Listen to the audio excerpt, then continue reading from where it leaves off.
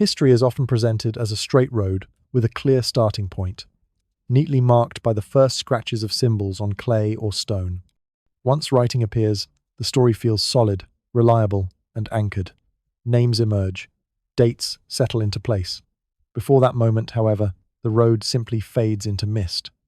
Everything earlier is grouped into a vague silence, as if nothing meaningful could exist until words were fixed and preserved. This is not usually framed as a decision, but as an assumption so familiar, it rarely draws attention. Textbooks move quickly across this silent span, museums gesture toward it with dimly lit displays, and timelines compress it into a thin grey margin labeled Prehistory. The implication is subtle but powerful. Without writing, there is little to remember. Without records, there is little worth knowing. The mind accepts this easily, especially late at night, when certainty feels comforting and clean boundaries help the world make sense. Yet, silence in records is not the same as silence in life. Long before ink, memory carried weight. Landscapes taught lessons through repetition. The changing sky marked time more faithfully than calendars ever would. Knowledge moved through voice, gesture, rhythm, and ritual, living inside people rather than outside them. These forms leave no easy traces for modern historians to catalogue, but that does not make them empty. It only makes them fragile. A world without writing does not mean a world without thought. It means ideas were carried in ways that fade when communities dissolve or environments change. When oceans rise, when forests retreat, when generations scatter, memory thins. What survives is not the fullness of life, but the fragments that can endure disruption. This creates a quiet illusion. That complexity suddenly appears with the first written word instead of emerging slowly long before it. There is also comfort in believing that nothing important came before the page. It reassures us that progress is linear and that the present stands above a simple past. If the earlier world was small, then the modern world feels safely advanced. This belief softens uncertainty and gives history a clean, upward shape, one that feels easier to trust than a tangled story full of lost turns and erased chapters. The calm authority of recorded history strengthens this comfort. Writing gives the past a voice that speaks clearly across centuries, while everything before it seems voiceless by comparison. But what we hear most easily is not always what existed most fully. The tools of preservation shape the story we receive, smoothing the edges and narrowing the frame until absence feels like truth. Between those forgotten ages and the first written line lies a stretch of time so long it resists imagination. Generations lived, adapted, observed, and made sense of their world without ever intending to leave proof behind. Their lives were complete in themselves, not drafts awaiting documentation. When they vanished, history did not mark an ending. It simply continued without learning their names or preserving their understanding. What remains today is not evidence of absence, but evidence of loss shaped by time, water, and shifting ground. The gap feels empty only because modern eyes expect permanence where impermanence once ruled. That expectation quietly narrows what history allows us to imagine. There is something gently unsettling in this realization. If history begins where records begin, then everything outside that boundary becomes invisible by definition. Vast stretches of human experience are reduced to a preface, skimmed rather than explored. The beginning of history, as commonly taught, starts to feel less like a true origin and more like the point where forgetting finally becomes acceptable. Once that idea settles, even softly, another question naturally follows. If recorded history is only a surviving fragment, then something must exist beyond it. And if something existed beyond it, the real mystery is not that it is missing, but how completely it managed to disappear. Long before the first mark was pressed into clay or carved into stone, humanity was already old, not ancient in the poetic sense, but seasoned by repetition, loss, and quiet learning. For tens of thousands of years, people woke beneath open skies, felt seasons shift across their skin, and learned how to remain alive within landscapes that did not forgive mistakes. This span of time is so wide that the mind struggles to hold it, which is why it is often passed over with a single word, as if naming it could contain it. In this silence before writing, life did not stand still. Fires burned at night, not as symbols, but as necessities. Groups gathered, scattered, and gathered again.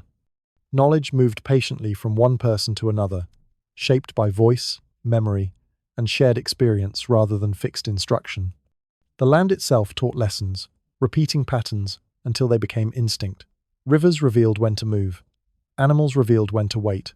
The sky revealed time without ever announcing it. Without written language, understanding did not vanish. It took another form. Memory was trained, not neglected. Attention mattered. Survival depended on noticing subtle change rather than recording grand events. These people were not drifting through existence unaware of their world. They were tuned to it in ways that later societies would struggle to remember. Their intelligence was practical, relational, and deeply embedded in place. Modern imagination often fills this era with simplicity, because simplicity feels manageable. It is easier to believe that progress began when symbols appeared than to accept that complexity can exist without leaving clean evidence behind. Yet social bonds formed, traditions endured, and shared meanings shaped behavior long before a single sentence was preserved. Absence of writing does not imply absence of thought. It only implies absence of permanence. When we look back across this stretch of time, we see very little, not because there was nothing to see, but because time does not preserve fragile systems kindly. Spoken knowledge dissolves when communities disperse. Ritual loses clarity when its setting changes. What remains is silence, and silence is easily mistaken for emptiness. This creates a quiet tension beneath accepted history. If humanity was capable of learning, adapting, and surviving across immense spans of time, it becomes harder to believe that nothing intricate ever formed. The longer the silence lasts, the more unlikely total simplicity becomes. Something lived there. Something thought, organized, and understood its world in ways that do not translate easily into stone or ink. As this idea settles, the silence itself begins to change character. It no longer feels neutral. It feels compressed, as if many lives have been folded into a narrow space between written lines. The question is no longer why nothing remains, but whether we have mistaken disappearance for absence. It is tempting to imagine this long stretch as empty simply because it refuses to resolve into clear images. Our minds search for walls, tools, hierarchies, and names, and when they do not appear, we assume absence. But much of human life leaves no durable shadow. Skills adapted to environments vanish when environments vanish. Social systems held together by trust and familiarity dissolve when migration intervenes. What appears lost may never have been meant to remain. This realization quietly alters the scale of history. Instead of a brief prelude to civilization, this era becomes the main movement, while written history shrinks into a narrow conclusion. The silence grows heavier, not because it contains nothing, but because it contains too much to be neatly recovered. The feeling that something is missing does not come from imagination alone. It comes from sensing a depth that cannot be excavated with the usual tools, only acknowledged with patience and restraint. Such awareness invites humility, curiosity, and a softened way of listening to the past without demanding proof or resolution from it completely today. And once that shift occurs, another question follows naturally, almost without effort. If humanity endured and adapted for so long without writing, then it becomes possible, even reasonable, to wonder whether entire ways of living rose and faded before history learned how to remember them at all. There may have been worlds that never learned to leave pages behind, not because they lacked intelligence or ambition, but because their way of existing did not depend on permanence. In this possibility, knowledge was not locked into stone or ink, but carried lightly, moving with people as they moved with seasons. What survives from such a world is rarely solid. Wood rots. Fiber dissolves. Coastlines slip beneath water. Ice advances, then retreats, scraping the land clean without intention or memory. Time is not a passive witness. It erases with patience. Each tide rearranges the archive. Each thaw loosens what was once fixed. Over long spans, entire landscapes vanish, taking with them any trace of how life once arranged itself upon them. When modern eyes search for evidence, they often look for what time is least likely to spare. Walls collapse, paths blur, tools made to return to Earth do exactly that. In a world without pages, continuity would have been stored differently. Patterns mattered more than monuments. Movement followed cycles rather than borders. Knowledge lived inside repeated action, not preserved instruction. When to leave, when to stay, when to gather, when to remain silent. These are not the kinds of things that fossilize easily. They endure only as long as they are practiced. From a modern perspective, disappearance is often mistaken for failure. If nothing remains, something must have collapsed. Yet collapse is loud. It leaves scars. Silence suggests another outcome entirely. Transformation does not announce itself. It blends, adapts, and fades into new forms. A culture does not always end. Sometimes it thins until it becomes invisible to those who arrive later, looking for the wrong signs. Even advanced understanding can vanish if its containers are fragile. A detailed knowledge of seasons is useless once climate shifts. Familiar migration routes dissolve when shorelines redraw themselves. Social systems shaped for one world lose coherence in another. What appears as erasure may simply be misalignment between worlds. This is why the absence of ruins does not settle the question. It deepens it. If earlier societies avoided building structures meant to resist time, their traces would not confront us as broken monuments. They would dissolve quietly, leaving only intuition and scattered echoes behind. The idea of a lost world does not require catastrophe. It requires time, change, and a form of intelligence that did not seek immortality. Such a world would not announce its passing. It would simply stop being legible to those who came later, armed with different tools and expectations. Once this possibility is allowed to exist, even tentatively, the mystery shifts. The question is no longer what destroyed this world, but why we assumed it needed to be destroyed at all. Perhaps it did not fall. Perhaps it moved on, leaving behind no pages, only the faint suggestion that history's silence may be a limitation of listening, not evidence of absence. Modern tools are shaped by modern assumptions. Excavation expects foundations. Analysis expects hierarchy. Preservation expects intention. When these expectations guide the search, anything that does not match them slips past unnoticed. A culture optimized for flexibility rather than endurance would leave almost nothing that satisfies those expectations. Its wisdom would survive only as behavior, preference, instinct, and rhythm. Long after the context dissolved, fragments could continue influencing later peoples without explanation. Certain routes feel natural. Certain places feel important. Certain cycles feel familiar without reason. These are not proofs. They are impressions, easily dismissed, yet difficult to erase once noticed. The loss, then, is not only material, it is interpretive. A world that left no pages behind does not demand belief. It asks for restraint. It asks for patience with uncertainty. And it quietly prepares the mind for a deeper question still forming beneath the surface, one that concerns not evidence, but the way memory itself once chose to survive before being forgotten again by later generations. When knowledge lived inside people, it moved at the speed of breath rather than ink. Memory was not something separate from life. It was woven into the body, shaped by repetition and need. Long before shelves of records existed, understanding survived because it was spoken, sung, and embodied. Stories were not entertainment. They were maps. Each retelling adjusted the listener, tuning attention to seasons, dangers, and possibilities that could not afford to be forgotten. In these societies, memory was trained with care. Children learned by listening long before they learned by questioning. Rhythm anchored information where isolated facts could not endure.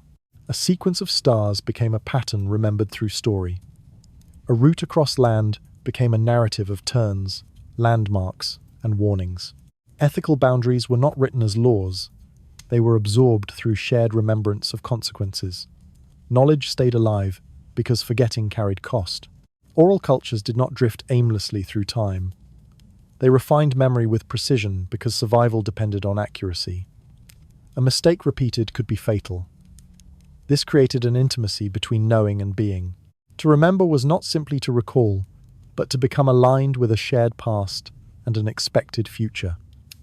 Knowledge lived where the body lived, reinforced through ritual, gesture, and collective repetition. Modern thought often assumes that writing improves memory by making it permanent. In one sense, it does.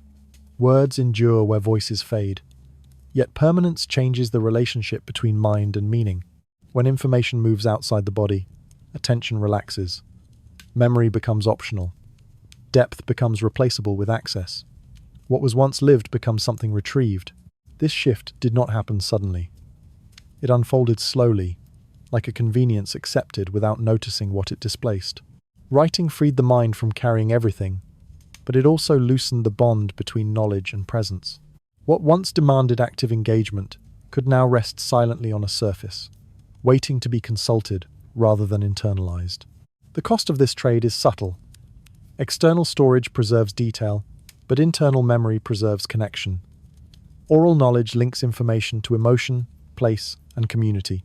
Written knowledge often separates it. Over time, knowing becomes less about embodiment and more about reference. The mind grows efficient, but less saturated with meaning. This does not mean the written world is diminished. It means it is different. The earlier world cultivated memory as identity. To forget was to lose part of oneself. In contrast, modern life tolerates forgetting because records promise retrieval. Something essential shifts when remembering no longer feels necessary. The absence of ruins from such cultures makes sense. When knowledge lives inside people, its loss leaves no shattered stone. It leaves silence. It leaves gaps where stories once lived, rhythms once held time, and rituals once anchored meaning. These absences are difficult to detect because they do not interrupt landscapes. They only alter behavior. Yet traces remain in unexpected places. Certain stories repeat across distant cultures. Certain patterns feel instinctively meaningful. These echoes suggest not shared invention, but shared inheritance filtered through forgetting. They hint at a time when memory itself was the archive, and losing it meant more than misplacing information. As writing slowly replaced living memory, something quiet receded. Not intelligence, but intimacy with knowing. The knowledge that remained was easier to store, easier to spread, and easier to forget.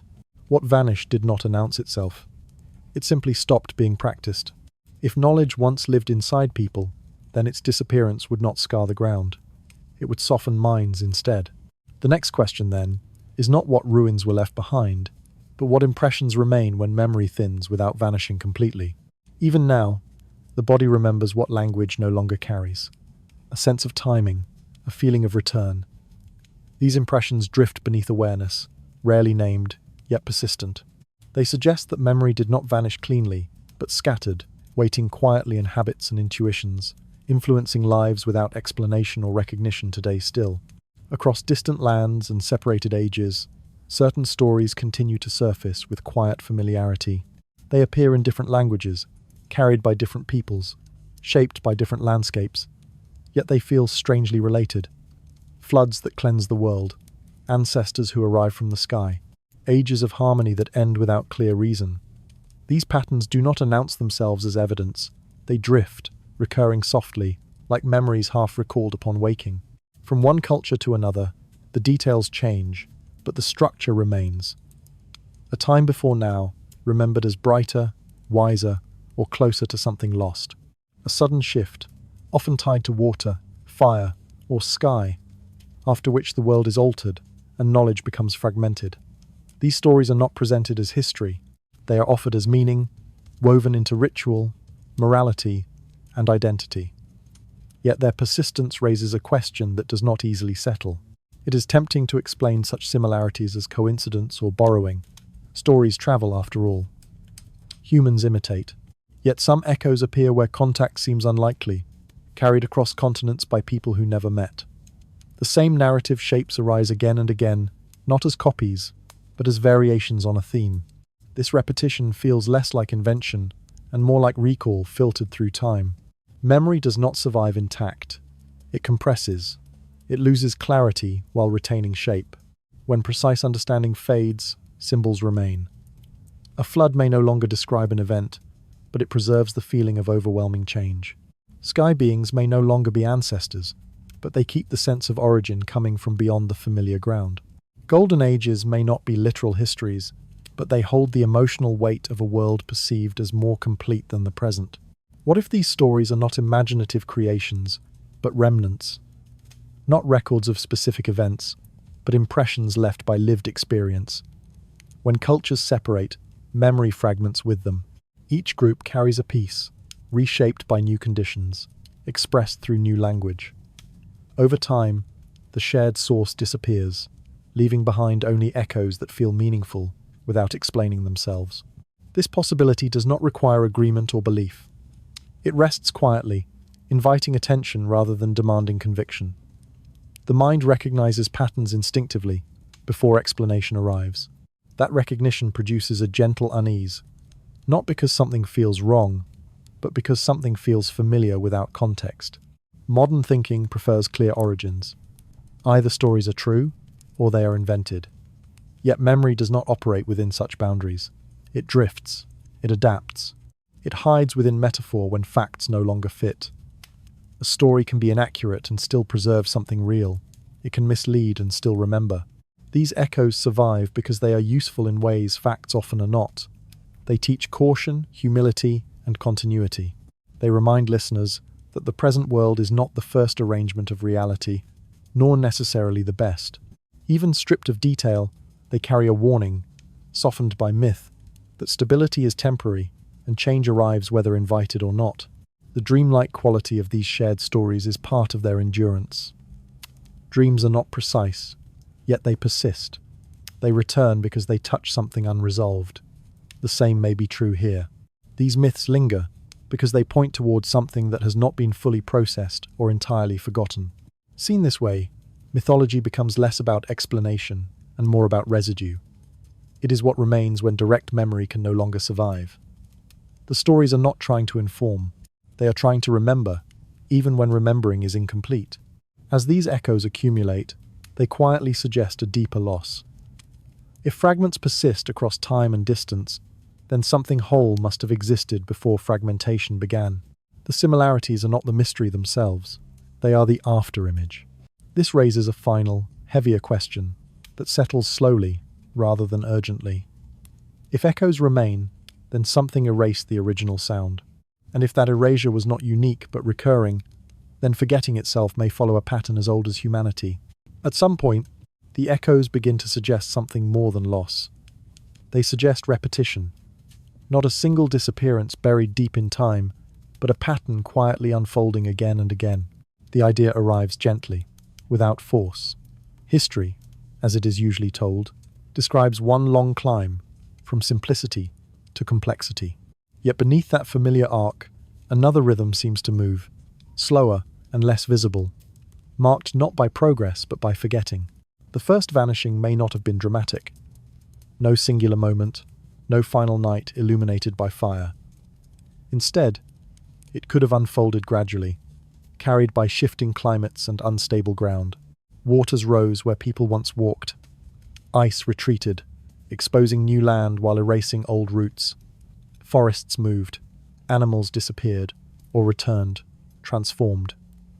These changes would not have announced an ending. They would have demanded adaptation. Some knowledge would remain useful. Other knowledge would suddenly lose relevance. What could not adapt would fade quietly. When environments change faster than memory can adjust, entire ways of living unravel. Skills tied to specific conditions lose meaning. Stories shaped by familiar skies no longer align with what is seen above. What once explained the world begins to confuse it. In such moments, forgetting is not chosen. It happens naturally, as attention turns toward survival rather than preservation. From the outside, this looks like disappearance. From within, it feels like transition. People do not experience themselves as ending a world. They experience themselves as continuing, even as continuity breaks behind them. Each generation inherits less context than the last, until memory fragments into impressions rather than understanding. This is how a world can vanish without collapsing. Not erased in a moment, but thinned across time. What remains survives as instinct, preference, or faint unease when old stories are retold without explanation. The ground beneath history smooths over, leaving little that points clearly backward. Once this possibility is allowed, the silence described earlier begins to feel different. It no longer seems like an empty stretch, waiting for civilization to arrive. It feels layered, as if multiple endings have been folded into the same absence. Each erasure leaves behind survivors who begin again without knowing exactly what was lost. The unsettling thought is not that a lost world existed, but that losing worlds may be ordinary. The rhythm of memory and forgetting may be as natural as growth and decay. What survives is not always what mattered most, but what could endure changing conditions. This reframes history itself. Instead of a single forgotten past, there may be several, each dimmer than the last. Each time, memory narrows. Each time, stories simplify. Each time, humanity continues forward, believing it stands at a beginning, unaware of how many beginnings came before. The first vanishing, then, is not an ending. It is an introduction to a pattern that does not warn, but repeats. This realization settles slowly, carrying weight without urgency. It does not ask for fear or certainty. It asks for patience. If erasure has happened before, it leaves subtle marks rather than monuments. The earth would hold them more reliably than words ever could. Beneath familiar ground, beneath waterlines and shifting soils, traces would remain not as messages, but as disturbances. Slight misalignments, unexpected formations, quiet irregularities, waiting without intention. The chapter closes on this thought, not as a conclusion, but as a doorway. If history forgets in cycles, then memory must be sought elsewhere, not in records, but in landscapes themselves.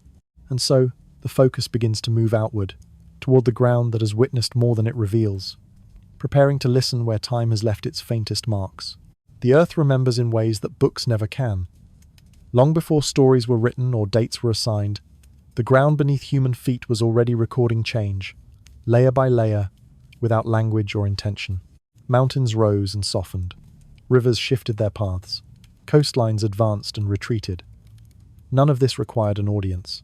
The planet did not pause to preserve what it altered. It simply continued. What we often call landscape feels fixed only because human lifespans are short. A valley appears permanent. A shoreline feels ancient and reliable. Yet these features are temporary arrangements, caught in motion so slow that it escapes everyday notice. Beneath modern cities lie the remains of older shores. Beneath quiet plains rest sediments shaped by vanished seas. Rivers that once carried life now exist only as dry curves etched into rock, remembered by the land long after water moved on. Seen this way, the earth becomes an archive, written in compression rather than ink. Its memory is not organized or gentle. It folds time, stacking eras atop one another, pressing stories flat until they resemble little more than texture. Anything built upon its surface must contend with this movement. What survives does so by chance, not by importance. If civilizations existed before major shifts in climate and geography, their traces would not wait conveniently at ground level. They would be scattered, submerged, distorted, or broken into fragments too small to recognize easily. Coastlines where people once gathered may now rest far beneath water. Settlements near rivers may lie buried under layers of sediment, laid down by floods that outlasted memory. In such conditions, absence does not imply non-existence. It implies rearrangement. Modern searching often assumes that the past should present itself clearly, as ruins rising from stable ground. This expectation quietly narrows what we allow ourselves to imagine. We look where permanence exists, not where change dominates. When nothing obvious appears, we conclude there is nothing to find. The earth, however, does not preserve according to clarity. It preserves according to pressure, depth, and time. The calm authority of geological change can feel humbling. Human history stretches back thousands of years, impressive by ordinary standards, yet it occupies only a thin layer on the planet's surface. Beneath it lies a depth so vast that it resists narrative. Entire environments existed, flourished, and vanished long before written memory formed. If human life intersected with those environments, its evidence would be folded into the same slow transformations. This reframing softens the mystery of missing history. Rather than asking why nothing remains, it invites a quieter question. Where would we even look? The land may still carry traces, but they are not arranged for recognition. They wait beneath assumptions, beneath water, beneath time itself. When hills hide old shorelines and deserts conceal former forests, the idea of a single, stable world begins to dissolve. The earth has rewritten itself repeatedly, each time overwriting what came before without hostility or care. In doing so, it has also rewritten the context in which human memory might survive. There is a strange comfort in this perspective. It removes blame from forgetting. Loss becomes a natural outcome of movement rather than failure to preserve. History is not erased because it is unwanted, but because the world is active rather than static. The past does not disappear. It is reworked into new forms that rarely announce their origins. Standing on familiar ground, it becomes difficult to sense how much has shifted beneath it. The land looks quiet, settled, complete. Yet this stillness is temporary. Beneath every surface lies a history of change that dwarfs human timelines and reshapes what can be remembered at all. Once this is understood, the mystery grows deeper rather than smaller. If the earth holds memory differently than books do, then searching for the past requires a different way of seeing. Not sharper eyes, but slower ones. Not louder questions, but patience with subtlety. And if the planet rewrites itself again and again, then the next question rises naturally from the silence. How often does it do this? And how many worlds, human or otherwise, have been quietly rearranged beyond recognition each time it does? The Earth does not only grow old, it renews itself again and again without ceremony. Forests expand, then retreat. Ice moves slowly forward, then loosens its grip. Oceans do not stay where they are told. They wander, reclaiming shorelines with steady patience. These changes do not feel like endings when they happen. They feel like weather stretched across generations, subtle enough to be ignored until they can no longer be resisted. Imagine cold arriving gradually, year after year, swallowing familiar trees, quieting paths once walked daily. Imagine water creeping inland, not as a sudden flood, but as a repeated absence, a shoreline never returning to its former place. Life adjusts at first, then it rearranges. Finally, it abandons what no longer works. No moment marks the transition. No final night announces that a world has ended. This is how resets occur. Not through destruction, but through erosion of continuity. What depends on stability suffers most.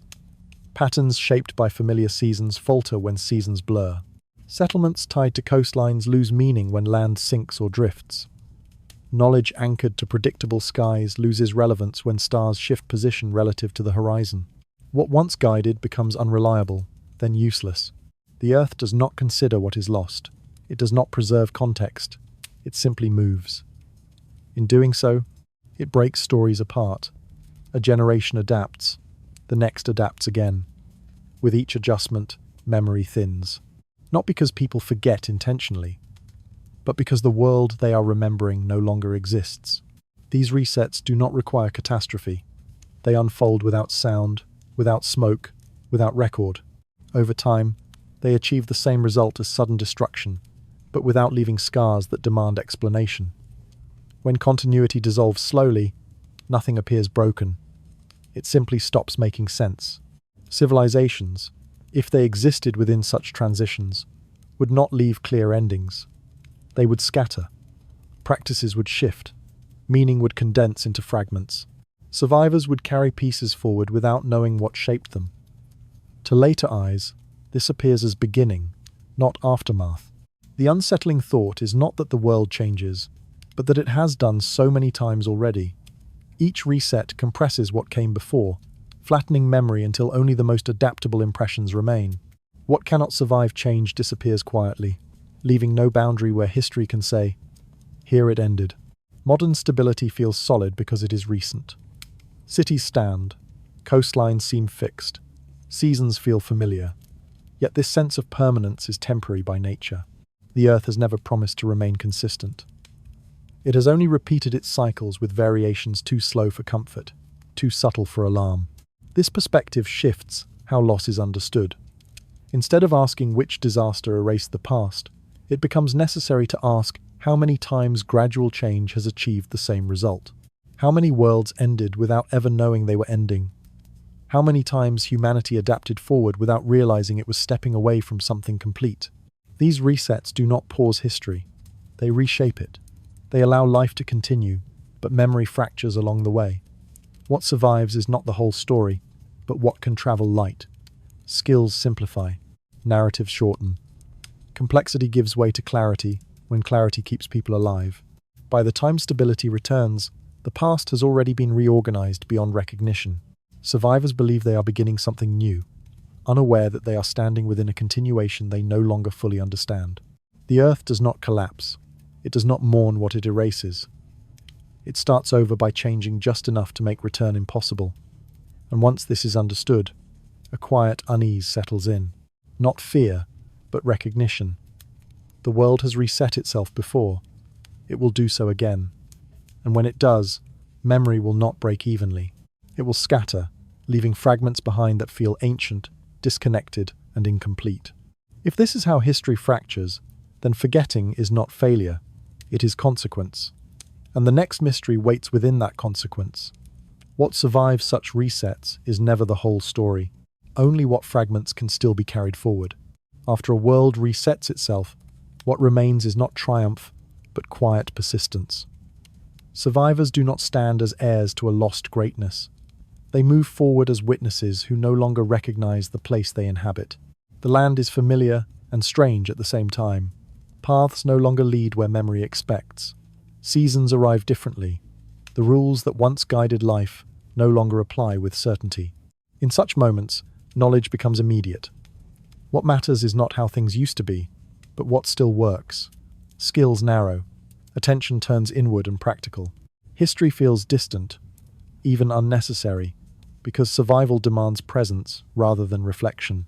If structures once stood, they are abandoned or ignored, either buried, unreachable, or stripped of meaning. A wall without context is just stone. A pattern without memory is decoration. This is how beginnings are often mistaken for origins. When later observers look back, they see simplicity and assume it came first. They see small groups, limited tools, and direct needs, and imagine humanity taking its first steps. What they do not see is what was lost before those steps were taken. Recovery looks like simplicity when its history is missing. Survivors do not mourn what they cannot remember. Loss without memory has no shape. It leaves only a sense of incompleteness, an unease that cannot be explained. Over generations, even that fades. Children grow into a world already narrowed, never knowing it was once wider. What remains feels normal. What vanished leaves no name. This is not failure. It is adaptation. Humanity does not begin again from nothing. It begins again from what remains usable. Over time, fragments harden into foundations. New stories emerge to explain a reduced world. Myths soften loss by turning it into meaning. Practical knowledge replaces historical understanding, and the past becomes shorter with each retelling. The emotional weight of this transition is subtle. It is not marked by grief, but by quiet resignation. People accept the world they are given. They rebuild without knowing they are rebuilding. They invent without realizing they are remembering fragments of something older. Their lives feel complete within the boundaries they inherit. From the outside, this looks like progress. From within, it feels like continuation. Civilization appears to rise naturally because its earlier collapse left no clear scar. Without memory of what existed before, there is no comparison, no awareness of reduction. Each generation believes it stands at a beginning. This perspective gently inverts traditional history. What is labeled primitive may be resilient. What is called simple may be stripped down by necessity.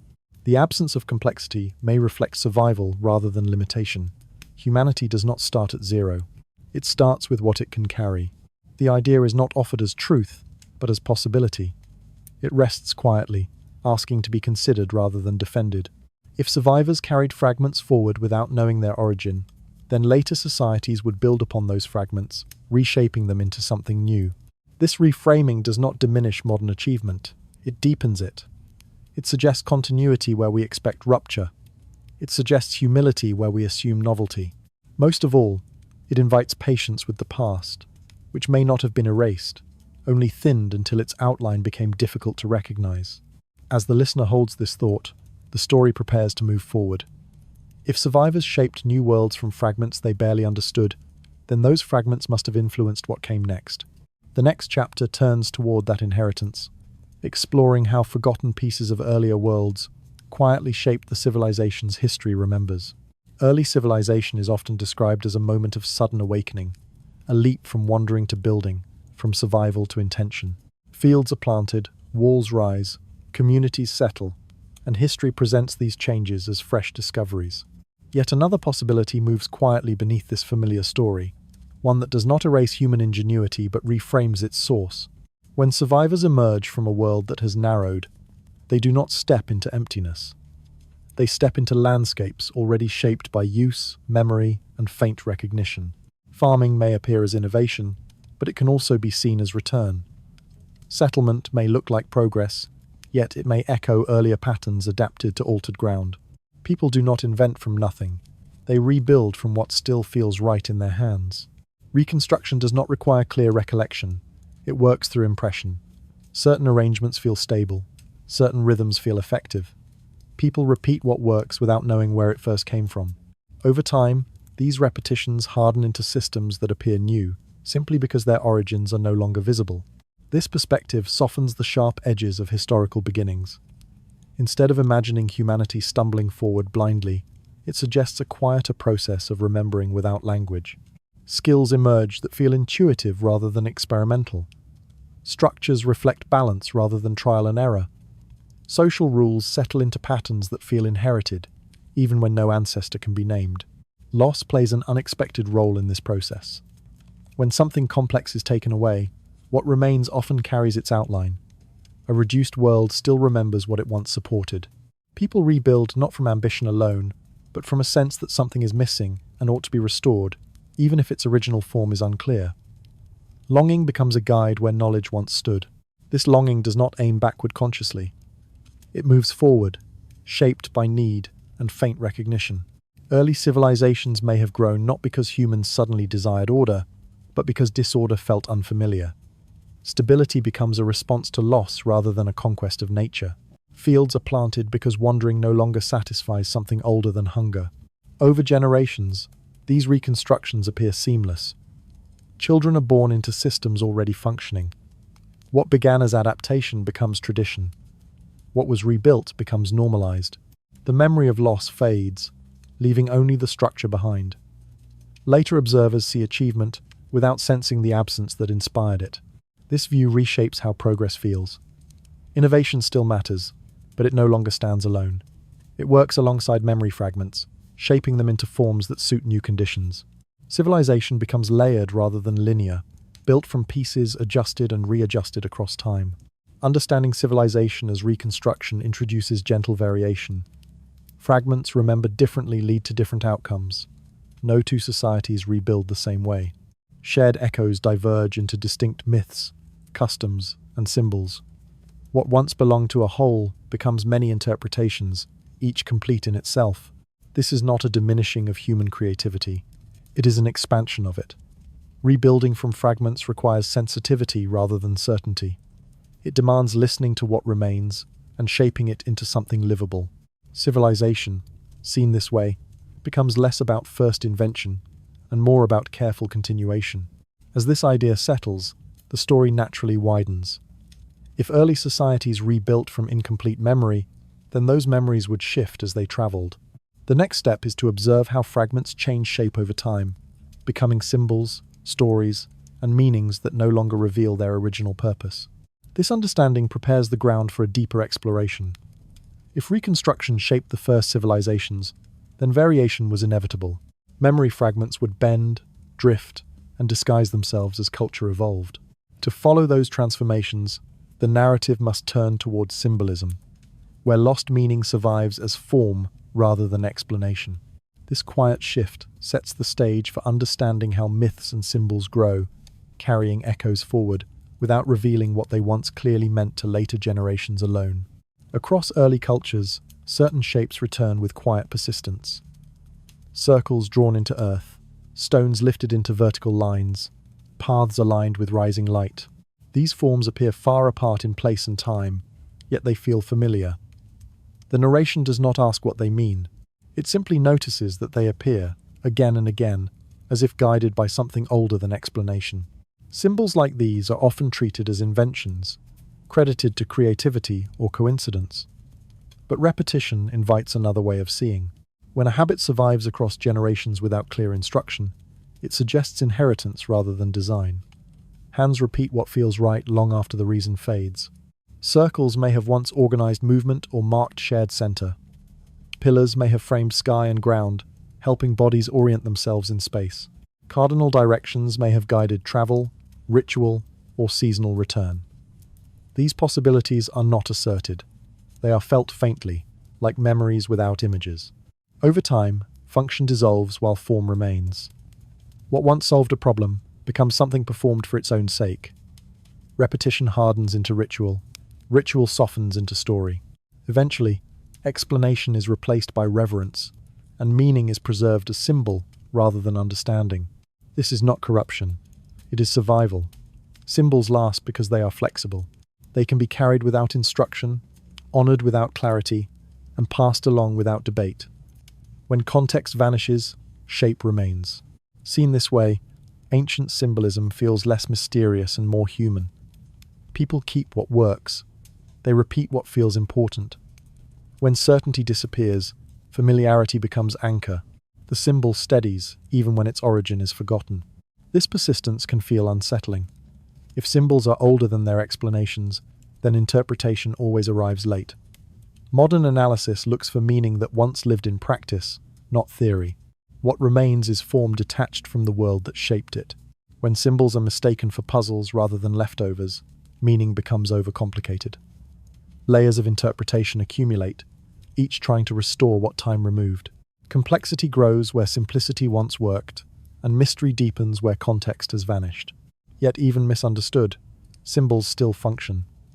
They bind communities, structure space, and suggest continuity with something beyond immediate experience. They do not explain the past, but they keep it present in quiet ways. The realization settles slowly. Much of what feels ancient may be incomplete rather than obscure. Meaning did not disappear because it was complex, but because its environment changed. Symbols survived by shedding explanation. This prepares the ground for storytelling.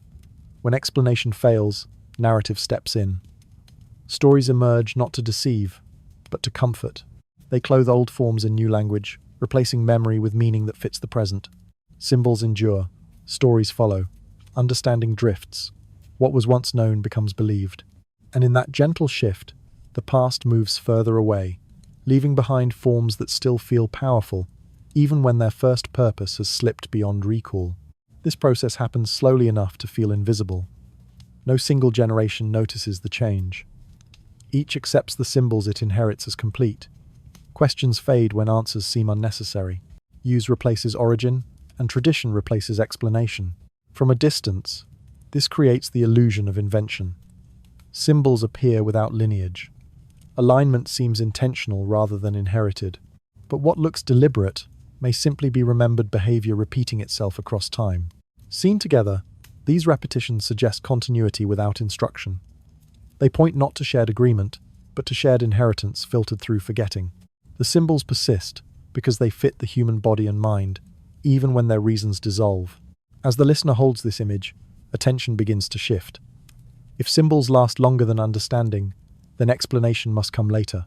And when memory can no longer speak directly, stories arise to fill the silence. These stories do not restore what was lost. They transform it. They give shape to fragments, offering meaning where certainty cannot return. In doing so, they quietly replace memory with myth, preparing the way for new belief. The transition is gentle, almost unnoticed, yet decisive. What began as knowledge becomes story, and story slowly replaces understanding across generations, leaving symbols behind as quiet witnesses to a world that no longer remembers why they once mattered, yet continues to repeat them anyway, without asking questions again. When memory fades, it does not leave emptiness behind. It reshapes itself into story. Events that were once grounded in experience soften as they pass from one voice to another, losing detail while gaining symbolism. What began as lived reality becomes legend, not because people choose deception, but because explanation can no longer survive intact. Ancestors slowly become gods, not because divinity suddenly appears, but because distance makes familiarity impossible. When names are forgotten and relationships blur, reverence replaces recognition. Extraordinary people turn into beings beyond human scale. Their actions grow larger, simpler, and easier to remember. Complexity dissolves, leaving shape. Floods that once overwhelmed known land become moral lessons written into the sky. Rising waters are no longer the consequence of shifting ground, but the response of unseen forces. Loss gains meaning through narrative when causation can no longer be traced. The story does not preserve facts, but it preserves feeling. Fear, awe, warning. Places disappear as well. Lands that vanish beneath water or ice return as imagined realms. They become heavens, underworlds, or golden ages beyond reach. Geography lifts into metaphor when location is forgotten. What cannot be found on the earth survives in imagination instead. This transformation is not a corruption of truth. It is an adaptation to forgetting. Memory under pressure chooses what can endure. Stories survive because they are portable.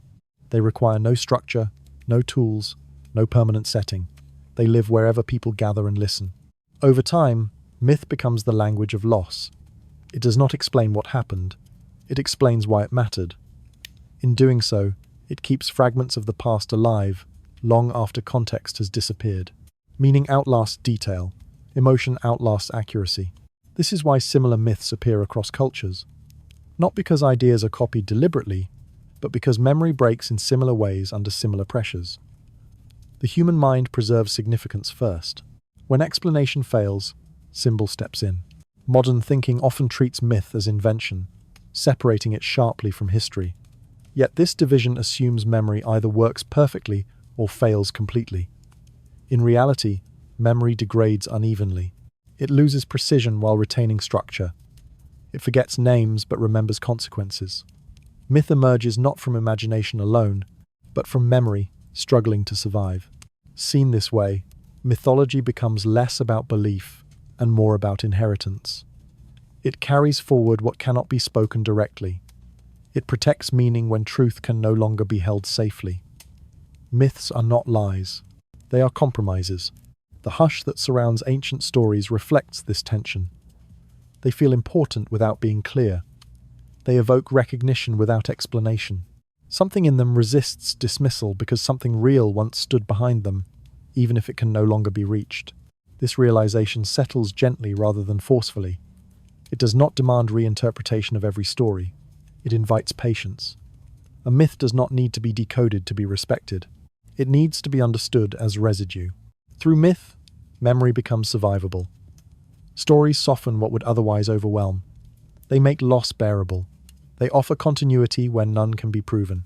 In doing so, they allow cultures to move forward without being crushed by what they no longer understand. The past, stripped of clarity, finds refuge in narrative. Gods carry what ancestors once held. Monsters guard dangers that once had names. Sacred places replace lost homes. Myth stands where memory thinned, holding shape where content dissolved. As the chapter closes, this insight lingers quietly. Myths do not mark the end of history. They mark its transformation. When memory can no longer explain itself, it speaks in stories instead. And once this is felt, another question begins to form beneath the calm. If some myths preserve damaged memory, then others may do something else entirely. They may hide what was remembered too clearly. This thought does not arrive as suspicion, but as curiosity. If forgetting sometimes protects, then memory may not always fade by accident. With that possibility, the story prepares to move forward, toward questions not just of loss, but of silence chosen rather than imposed, opening the door to what comes next. Memory is often imagined as something fragile, always slipping away unless carefully protected. Yet forgetting is not always a failure of preservation. Sometimes it is a quiet response to weight that has become too heavy to carry. Individuals know this instinctively. After loss, the mind loosens its grip, allowing details to blur so that life can continue. Cultures behave much the same way, though their forgetting unfolds slowly, across generations, without clear intention. When worlds collapse through flood, fire, or slow environmental change, the damage is not only physical, meaning fractures. Stories that once explained reality begin to reopen wounds instead of closing them. In such moments, remembering can hurt more than forgetting. The past becomes a burden rather than a guide, and attention turns towards survival rather than preservation. Forgetting in these cases is rarely decided. It emerges. A shared silence develops around certain memories. Stories are shortened, explanations are simplified. What once required careful context becomes uncomfortable to revisit. Over time, knowledge associated with loss loses its place in daily life. It is not erased by command, it is set down gently and left behind. This process is not ignorance, it is adaptation. To carry everything forward is to remain trapped within collapse. Letting go allows movement. Skills that remain useful survive. Stories that stabilize endure. Knowledge that destabilizes fades without being named as forbidden. Seen this way, erased memory does not signal weakness. It signals restraint. Survival sometimes depends on narrowing focus, on releasing awareness of how vast the loss truly was. What matters is not preserving every truth, but preserving enough coherence to continue. This perspective changes how gaps in history are understood. Silence no longer automatically implies suppression or deception. It may reflect compassion for future generations, sparing them from the full weight of inherited trauma. Forgetting becomes a form of care rather than neglect. There is a quiet dignity in this kind of erasure. It does not deny that something existed. It simply chooses not to keep reopening the wound of its absence. Over generations, the choice fades into habit. What began as protection becomes tradition. Eventually, no one remembers that a choice was made at all. The past that survives is shaped by this filtering. Only what can be lived with remains. Everything else dissolves into myth, symbol, or silence. Knowledge is not lost evenly. It is sculpted by need. This does not mean all forgetting is gentle or wise. It means forgetting is human. It follows emotion as much as logic. After upheaval, memory reorganizes itself around what allows life to continue with the least pain. Understanding this softens the mystery of vanished worlds. Some knowledge may be absent not because it was destroyed, but because it was too heavy to keep. The absence itself may be a trace of care, not neglect. As this idea settles, another question naturally arises. If forgetting can be protective, then memory can also be shaped. What remains may not only reflect loss, but influence. And that possibility introduces a subtle shift, one that prepares the story to ask whether some memories were guided toward disappearance, not by nature alone, but by human hands as well. Such shaping would not require grand plans or open control. Influence can be quiet, expressed through emphasis and omission. What is repeated survives. What is not spoken thins. Over time, shared focus becomes shared reality. Memory bends without resistance, guided by what feels safe to remember and dangerous to hold. This possibility does not accuse. It simply acknowledges that memory lives within social space, not isolation. If forgetting began as survival, it could later be refined into direction. And once that happens, absence carries intent as well as loss, setting the stage for understanding how authority, belief, and stability quietly guide what the past is allowed to become. These questions linger, preparing the listener for deeper exploration ahead slowly now. As time passes, stories learn how to travel lighter. What begins as complex experience slowly reshapes itself to survive the journey from one generation to the next. When knowledge is passed to children, or spoken to those who did not live the events themselves, details soften, timelines shorten, causes blur. What matters is not what happened in full, but what can be remembered without strain. Communities, once involved in shared survival, narrow into individual figures. Many voices condense into one. Heroes emerge, not because history contained only heroes, but because listeners remember faces more easily than crowds. Gods replace ancestors when lineage becomes unclear. What was once human grows distant, elevated, simplified into something easier to honor without understanding. Catastrophes undergo the same transformation. Environmental collapse becomes moral lesson. Floods become judgments. Change becomes punishment or reward. The story preserves the feeling of danger while reshaping the reason. Meaning replaces mechanism. What cannot be explained is made instructive instead. This is not deception. It is compression. Memory responds to pressure by removing what feels unnecessary for survival. Ambiguity fades first. Nuance follows. What remains is structure, stripped of depth but strong enough to carry forward. Truth does not disappear. It contracts. Over generations, this process feels inevitable. No one decides to simplify the story. It happens through repetition. Each retelling favors clarity. Each listener remembers what feels coherent. Rough edges smooth themselves without resistance. Memory behaves like water, finding the easiest path through time. This is why ancient narratives often feel familiar, but incomplete. They present clear roles, decisive moments, and moral balance, even when life rarely moves that cleanly. The complexity has not vanished entirely. It has folded inward, hidden beneath symbol and shorthand. The longer a story survives, the more it becomes shaped by what people need it to do. It must teach, it must comfort, it must explain enough without reopening confusion. In doing so, it slowly releases what cannot serve those purposes. Layers collapse. What was once lived becomes emblematic. This simplification does not strip stories of power. It concentrates it. Parables endure because they carry weight without detail. Symbols persist because they invite interpretation, without demanding precision. Meaning becomes portable, even when accuracy fades. Seen from this angle, distortion is not corruption. It is gravity acting on memory. Heavy detail sinks. Light narrative floats. Over time, what remains is not what happened exactly, but what could survive repeated telling without breaking. This process also explains why fragments persist out of context. A phrase, a symbol, a warning lingers long after its original setting disappears. Detached from explanation, it still feels important. It still resonates. Something real shaped it, even if that reality no longer fits within the story that now carries it.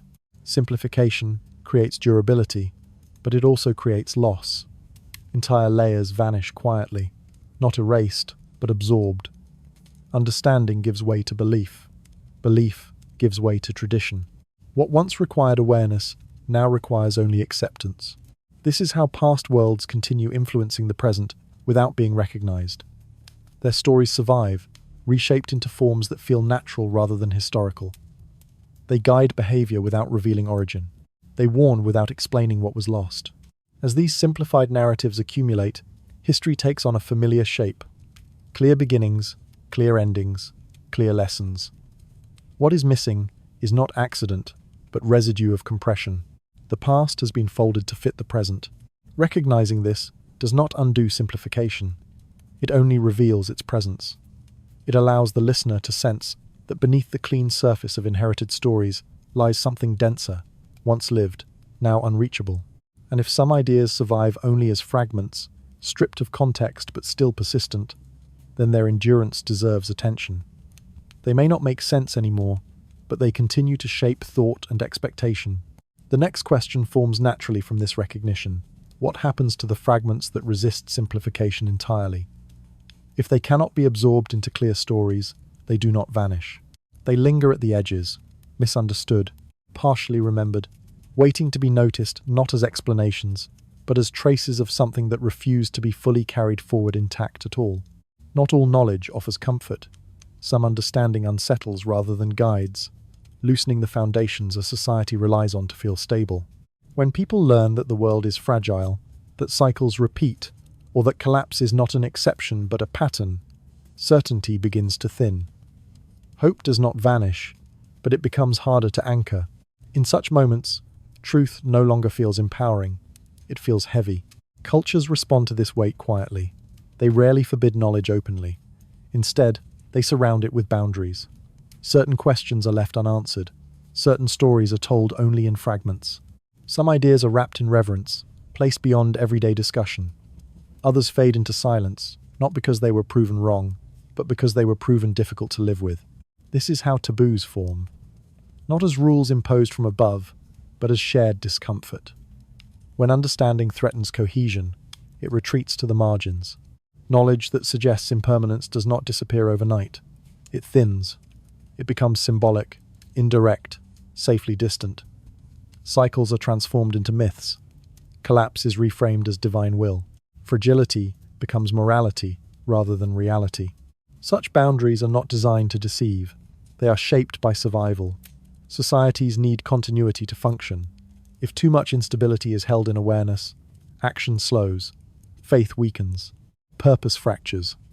To keep moving, cultures narrow what can be spoken comfortably. This narrowing feels natural from within. Each generation inherits the boundaries already formed. Silence feels normal. Certain ideas simply seem unimportant, inappropriate, or unknowable. Over time, the reasons for avoidance vanish, leaving behind empty space where knowledge once lived. The unsettling realization is that truth and stability are not always allies. Understanding the full extent of fragility does not always lead to resilience. Sometimes it leads to paralysis. In those cases, forgetting becomes functional. What is lost is not accuracy, but burden. Knowledge about recurring collapse may fall into this category. If people believe that endings repeat regardless of effort, meaning becomes harder to maintain. Why build if everything falls? Why remember if forgetting returns? Such questions corrode momentum. Silencing them restores motion, even if it costs awareness. This does not require authority. It happens through emphasis. Stories that reassure are repeated. Stories that unsettle are shortened or softened. What remains feels coherent. What vanishes feels unnecessary. Memory bends toward livability. These silent boundaries shape what history becomes. They decide which lessons endure and which dissolve. Over long stretches, this selection creates the illusion that certain knowledge never existed. The absence feels original, not constructed. Listening closely, a faint tension can still be felt, a sense that something important was set aside, not rejected, but avoided. The discomfort lingers beneath explanation, surfacing as unease rather than understanding. This perspective complicates the idea of forbidden knowledge. What is absent may not be hidden by force, but by care. Cultures protect themselves the way individuals do, shielding attention from what feels too destabilizing to integrate. Once this is understood, forgetting no longer appears random. It follows need. It follows fear. It follows the desire for continuity in a world that resists it. Some truths fade not because they are false, but because they refuse to coexist with the stories that keep societies intact. As this awareness settles, the story prepares to widen again. If knowledge can be shaped by emotional and social necessity, then forgetting becomes part of a larger cycle. Not just physical reset, but mental reset as well. The question that forms next is quiet but persistent. If the Earth resets landscapes and cultures reset memory, then humanity may not only rebuild cities after loss, it may rebuild understanding itself, narrowing and reshaping awareness with each cycle. This realization does not accuse or alarm. It rests gently, inviting reflection. If certain truths disappear because they destabilize, then forgetting is not failure. It is adaptation of another kind. And if that adaptation has happened before, it may be happening again, unnoticed, guiding what is remembered and what quietly slips away, preparing the mind for the possibility that history does not only repeat in stone and soil, but inside human awareness itself as well. History often presents itself as forward motion. Each era appears distinct, building upon the last, correcting mistakes, refining systems. From this view, progress feels inevitable, and repetition feels unlikely. Yet when time is observed from a distance, rather than lived from within, another pattern becomes visible, quieter and more unsettling. Societies rise, organize themselves around shared needs, expand their reach, and slowly stretch beyond what their foundations can support. Then they fragment. What follows does not feel like repetition. It feels like beginning again. The cycle does not announce itself. There is no moment where a civilization recognizes that it is reenacting an older pattern. Growth feels justified. Expansion feels necessary. Complexity feels like advancement. Only in hindsight does overextension become visible, and by then, memory has already begun to thin. The past that could have warned is no longer accessible in a usable form. What makes this recurrence subtle is that it does not rely on recollection. Humanity does not need to remember previous collapses to repeat their structure. Patterns emerge naturally when similar conditions arise. Scarcity produces hierarchy. Stability invites accumulation. Accumulation creates imbalance. Imbalance demands control. Control breeds rigidity. Rigid systems fracture under pressure. The sequence unfolds without intention, driven by circumstance rather than memory. This is how repetition hides itself. Each iteration appears new because it unfolds in a different setting, with different tools and beliefs. The shape remains, but the surface changes. Because the details differ, continuity is overlooked. People recognize novelty where pattern persists. From within the cycle, this feels like progress interrupted by misfortune. From outside it, the repetition becomes clearer. What changes is not the outcome, but the explanation offered for it. Causes are localized. Blame is assigned. Rarely is the pattern itself questioned. Memory plays an unexpected role here by its absence. If previous cycles were fully remembered, repetition might slow or alter, but forgetting clears the ground for reenactment. Without awareness of earlier outcomes, behaviors feel original rather than inherited. Solutions appear inventive rather than recursive. This creates a strange illusion. Humanity feels as if it is moving upward, solving problems never encountered before. Yet many of these problems are familiar in shape, differing only in scale or expression. The loop tightens while appearing to ascend. The mind prefers straight lines because they offer reassurance. A loop suggests limitation rather than advancement. Accepting recurrence challenges the belief that knowledge alone guarantees improvement. It suggests that understanding can be lost as easily as it is gained, and that insight does not automatically transfer across generations. This idea does not demand pessimism. It invites humility. Recognizing recurrence does not mean denying growth. It means acknowledging that growth is constrained by recurring pressures. Civilization evolves within boundaries set by human nature, environment, and memory itself. When societies fragment, survivors rebuild under new conditions. They reorganize, they simplify, they innovate within reduced awareness. To them, it feels like a fresh start. To history, it is another rotation of a familiar form. The unsettling realization is that forgetting is not a gap between cycles. It is the mechanism that allows cycles to continue. Each reset clears not only structures, but awareness. Without memory of the loop, repetition feels like choice. This understanding shifts how progress appears. Advancement becomes less like a staircase and more like a spiral, circling familiar challenges at higher levels of complexity. The view changes, but the path bends back toward the same questions again and again. As this thought settles, another implication begins to surface quietly. If cycles repeat without conscious memory, then traces of earlier rounds may still influence behavior beneath awareness. Certain fears, preferences, and beliefs may not be new at all. They may be residues. The next step is not to search for proof, but to notice influence. If patterns recur unconsciously, they may leave impressions that survive resets, shaping how humanity responds without knowing why. This possibility prepares the way to explore what remains when memory fails, and how ancient cycles may still be moving through modern minds unnoticed today. Some human responses feel older than language. Fear at sudden silence, unease when systems feel too large. A strange comfort found in the idea that endings are followed by beginnings. These reactions do not arrive through study or instruction. They surface automatically, as if carried forward without explanation. They feel familiar even when encountered for the first time. Civilization teaches behavior, but instinct precedes it. Long before social structures explained the world, the body learned how to sense danger, loss, and renewal. When collapse occurred in earlier cycles, not all memory vanished evenly. Facts dissolved, details disappeared. Yet emotional impressions survived, impressed deeply enough to outlast explanation. Fear of collapse often appears before evidence. People sense fragility even during stability. They prepare for endings without knowing why. This anxiety is often dismissed as imagination or pessimism, yet it persists across cultures and eras. Something in the human mind expects disruption, even when circumstances suggest permanence. Alongside fear exists fascination. Endings attract attention. Stories of destruction, decline, and rebirth endure because they resonate at a level deeper than curiosity. They feel necessary.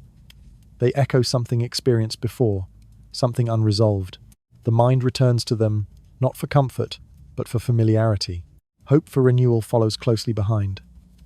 The idea that collapse gives way to new beginning appears repeatedly, not only in myth, but in personal belief.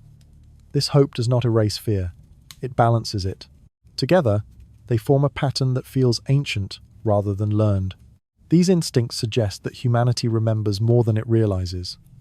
Emotional memory may survive when factual memory fails. The body recalls loss without recalling context. The mind senses repetition without knowing origin. This creates a subtle dissonance. People react strongly to ideas of collapse and rebirth without understanding why those ideas feel true. Modern psychology explains instinct through evolution and survival. That explanation holds value, but it does not exhaust the question. Evolution accounts for response, not resonance. It explains why fear exists, not why it feels layered with recognition. An instinct shaped only by possibility feels different from one shaped by experience. Experience leaves residue. It alters expectation. It changes how risk is perceived. If humanity lived through repeated cycles of loss, those experiences could imprint patterns deeper than conscious memory. This does not mean people remember previous worlds. It means they inherit sensitivity. A feeling that something has happened before, even if it cannot be described. A caution that emerges without evidence. A pull toward renewal that feels inevitable rather than hopeful. These instincts shape culture quietly. They influence art, belief, and behavior. They encourage preparation, even during prosperity. They inspire narratives that normalize endings. They generate rituals centered on renewal, cleansing, and return. These patterns appear universal, not because cultures agree, but because bodies respond similarly to inherited signals.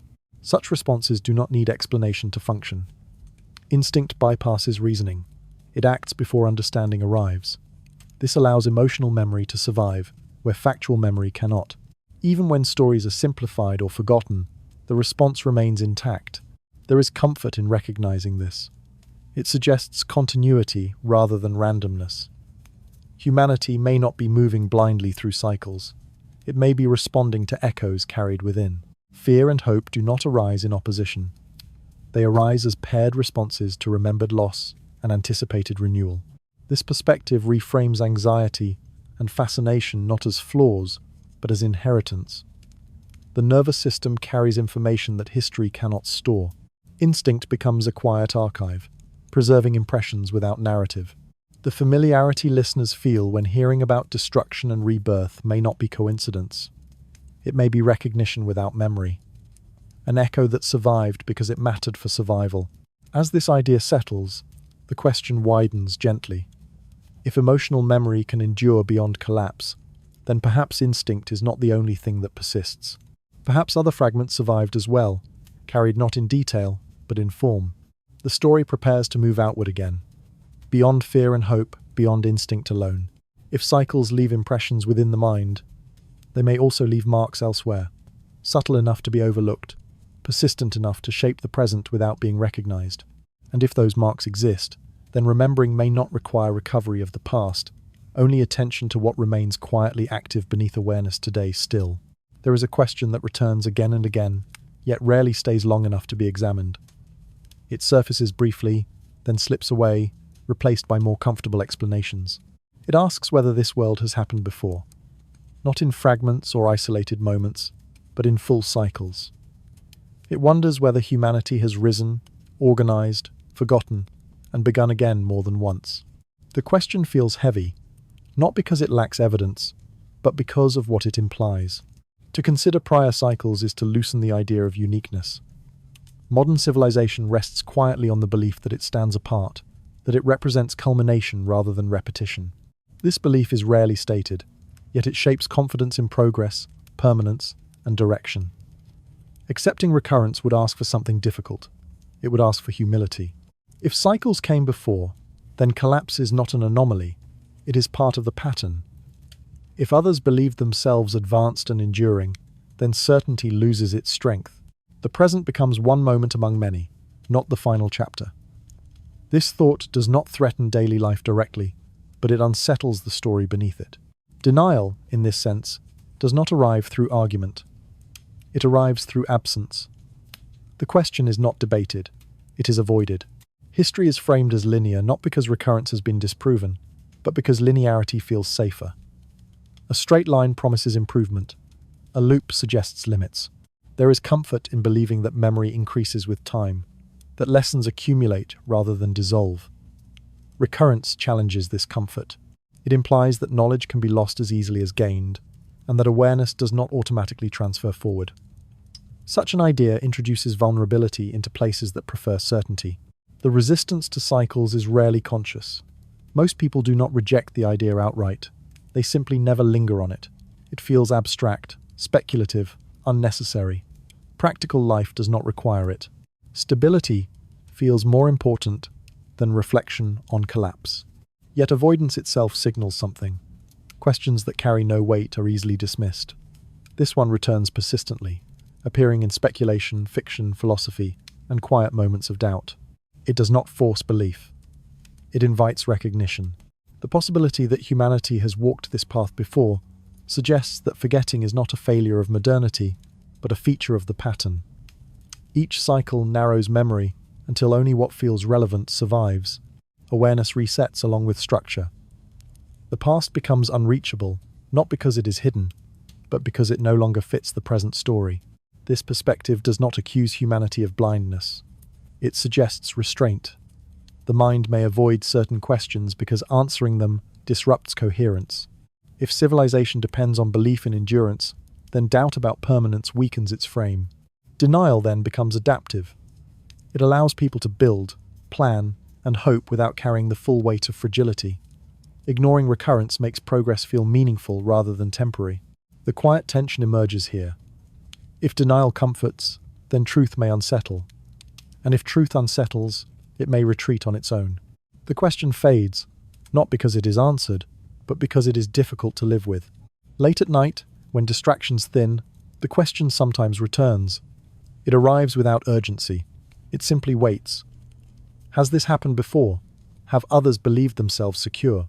Did they too feel unique? The discomfort does not demand resolution. It lingers as curiosity rather than fear. An awareness that something important sits just beyond habitual thinking. This is where the chapter closes. Not with certainty, but with openness. The question remains unresolved because resolution is not yet the goal. The story does not rush to confirm or deny. It only notices that the question persists, despite avoidance. And if humanity resists the idea of cycles, the next step is not argument, it is observation. If recurrence occurred before, some trace may still exist, surviving quietly across resets. This thought turns attention outward once more. Beyond instinct, beyond myth, beyond memory alone. It prepares the way for exploring whether anything physical or cultural endured strongly enough to bridge cycles, leaving anchors behind. The wound of curiosity remains open. Not painful, but present. It invites the listener forward, toward the possibility that something has crossed time intact, waiting not to be believed, but simply noticed. Sometimes the past does not feel absent. It feels misplaced. Certain things appear before they are expected to exist, or without a clear path explaining how they arrived. They are not dramatic enough to disrupt accepted history outright, yet they resist fitting comfortably within it. These moments rarely announce themselves as mysteries. They appear quietly, then are quickly moved aside. An alignment here, a structure there, an idea that seems to surface too early, too complete, or without visible preparation. On their own, each feels small, almost trivial. They can be explained, adjusted, or postponed into footnotes. It is easier to treat them separately than to ask whether they belong to something larger. This is how discomfort remains manageable. When anomalies are isolated, they appear as exceptions rather than signals. One oddity does not threaten a system. A collection might. So each fragment is addressed alone, smoothed into the nearest explanation that restores order. If that explanation feels incomplete, it is still preferable to leaving the question open. The unease does not come from contradiction. It comes from absence. The expected steps are missing. The lineage stops abruptly. An object or idea appears without ancestors. This creates a pause the mind does not like to hold. Without context, meaning floats. Floating meaning is unstable. To resolve this, context is often assumed rather than demonstrated. Connections are inferred backward. Gaps are filled with convenience. The past is extended just enough to absorb the anomaly, then closed again. Stability returns. Yet, when these fragments are allowed to remain fragments, something else begins to emerge. Patterns start to form quietly. Shapes echo one another. Concepts align across distance. Structures share orientation. Ideas converge without contact. Seen alone, they seem strange. Seen together, they suggest inheritance rather than coincidence. This suggestion is subtle. It does not accuse the timeline of error. It simply asks whether the timeline is complete. It asks whether what appears premature might actually belong to a different sequence altogether, one no longer visible. Modern history is built from continuity. It depends on clear progression. Anomalies interrupt that flow. To preserve coherence, they are often treated as noise rather than signal. This is not negligence. It is habit. Coherence feels safer than ambiguity, but ambiguity has its own gravity. When enough fragments resist resolution, they begin to gather attention despite effort. Not as proof, but as pattern. The mind notices repetition even when it tries not to. This noticing does not require belief. It requires patience. The anomalies do not demand explanation. They simply remain. Their presence introduces doubt into certainty, not loudly, but persistently. The discomfort grows, not because something is proven wrong, but because nothing feels fully right. The explanations work individually, yet collectively, they feel strained. Something is missing, and it is not evidence. It is context. Context answers why, not just how. Without it, fragments drift unanchored. They belong nowhere, and everywhere at once. This is unsettling, because history prefers place and order. The possibility arises gently. What if these anomalies are not errors or accidents? What if they are remnants separated from their original frame? Without that frame, they appear premature. With it, they might feel inevitable. This does not require rewriting history. It only requires loosening it slightly, allowing the idea that some things may not belong where they are currently placed. The quiet reveal arrives here, unforced. When fragments are examined alone, they demand explanation. When viewed together, they suggest memory. Not complete memory, but enough to hint that something was carried forward unevenly. The past may not be missing entirely. It may be misaligned. Pieces from different moments may be resting side by side without knowing they share origin. This thought does not conclude anything. It opens a space where doubt is not failure, but invitation.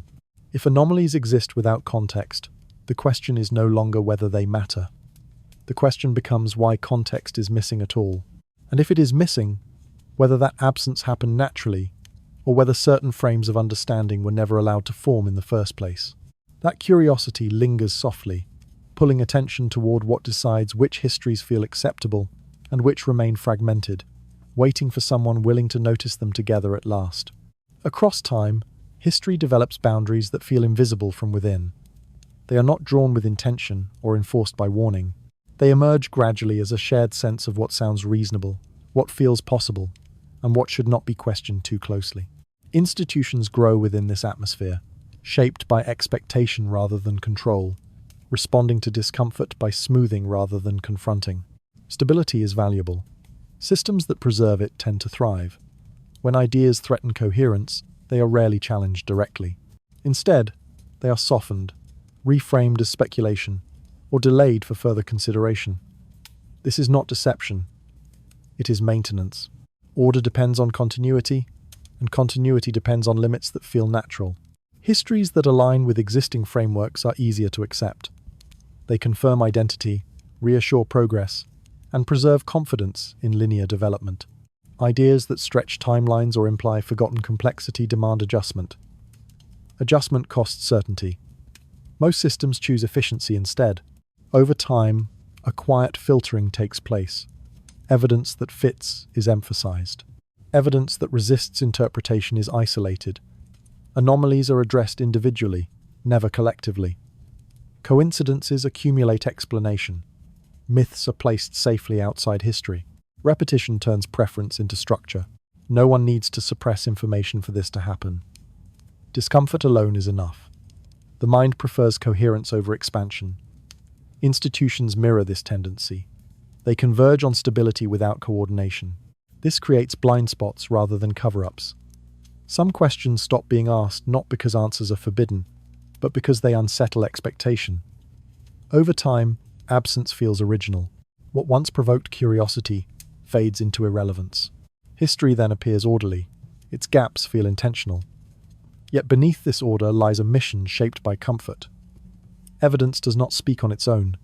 It is heard through frameworks that define meaning. When something falls outside those frames, it waits. Understanding this shifts suspicion away from secrecy toward habit. The limits of acceptable history are not enforced by control, but by repetition.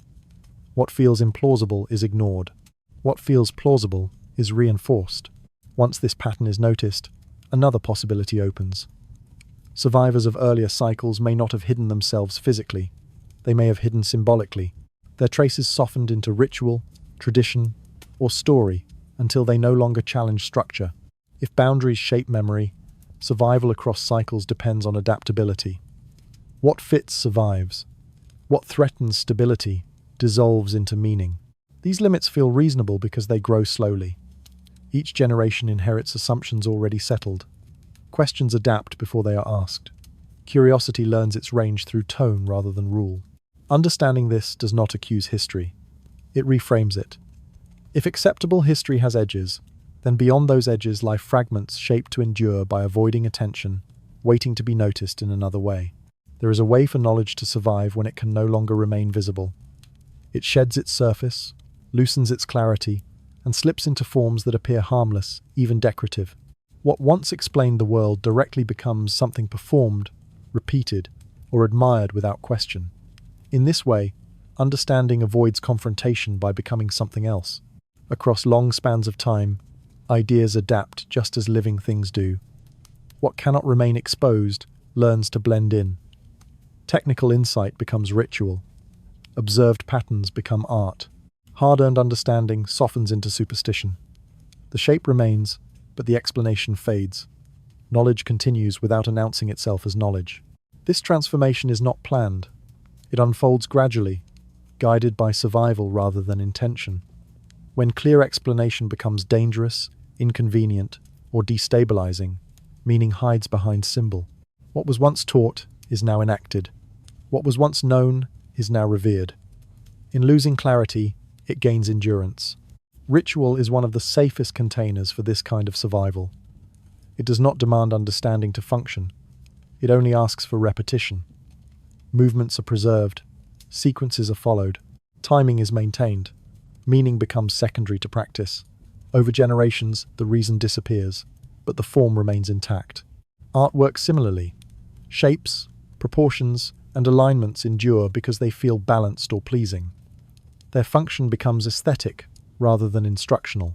Yet structure survives where explanation cannot. Patterns are carried forward under the protection of beauty. Superstition offers another refuge. When cause is forgotten, outcome remains. A rule persists without logic. A warning survives without context. Behavior continues because it feels important, even if no one can say why. The knowledge has not vanished. It has disguised itself as belief. Myth provides the broadest camouflage. It absorbs fragments into story, allowing them to move freely without scrutiny. Symbols take the place of instruction. Characters replace processes. Events stand in for cycles. What could no longer be spoken plainly becomes safe once wrapped in narrative. This is not decay. It is preservation under pressure. Knowledge that learns to hide chooses survival over accuracy. It keeps what can endure and releases what cannot. Over time, the hidden form becomes the only form left. The quiet reveal settles here. Survival does not always look like continuity. Sometimes it looks like disappearance. Knowledge persists by becoming unrecognizable to those who would reject it. Its success is measured not by visibility, but by influence. This perspective changes how the present is seen. Fragments of earlier worlds may still exist, woven into daily life, stripped of explanation yet shaping behavior. Certain practices feel ancient without reason. Certain forms feel important without justification. Something remains active, even if it cannot be named. The thrill comes not from discovery, but from awareness. Once the idea is allowed, the world feels subtly altered. Ordinary things begin to look layered. Familiar patterns feel deliberate in ways that resist immediate explanation. No examples are required for this recognition. Naming would narrow possibility. It would frame what should remain open. The value lies in noticing rather than concluding. Knowledge that learned to hide does not want to be uncovered quickly. It wants to endure. It survives best when it is repeated without being challenged, admired without being questioned, and carried forward without understanding. As this awareness settles, attention shifts naturally. If hidden knowledge persists, it must attach itself somewhere. It needs anchors, places, forms, or habits that remain stable enough to carry it across time. The question moving forward is not what survived, but where it chose to rest. And that question pulls the story outward again, toward the landscape and the structures that quietly invite repetition, preparing to explore how some knowledge may have anchored itself to the earth itself, waiting patiently without needing to explain why it remains. Some places seem to resist being forgotten. Long after names change and stories fade, people return to the same stretches of land, guided by a feeling they rarely question. A mountain peak draws attention again. A river crossing becomes important once more. A wide plateau hosts gathering after gathering, separated by centuries yet linked by instinct. The land does not explain itself, but it remembers. These places are not chosen randomly. They feel settled before settlement arrives. Something about their shape, position, or rhythm invites return. Even when earlier structures vanish, the ground continues to call. Paths reappear where paths once existed. Boundaries form where boundaries once held meaning. Without records or intention, people follow invisible lines etched into the landscape. Over time, these locations become sacred, strategic, or symbolic, sometimes all at once. A hill becomes a place of offering. A river junction turns into a center of trade. A high plain becomes a meeting ground. Explanations differ, but the recurrence remains. Each culture believes it has chosen the place for its own reasons. Few recognize that they are answering a call older than their story. The original reasons for return often disappear first. A place that once offered clear survival advantage may later be valued for its beauty or symbolism. Practical memory fades, but emotional gravity remains. What mattered enough to draw people once continues to draw them, even when the reason is no longer understood. This creates the illusion of independent choice.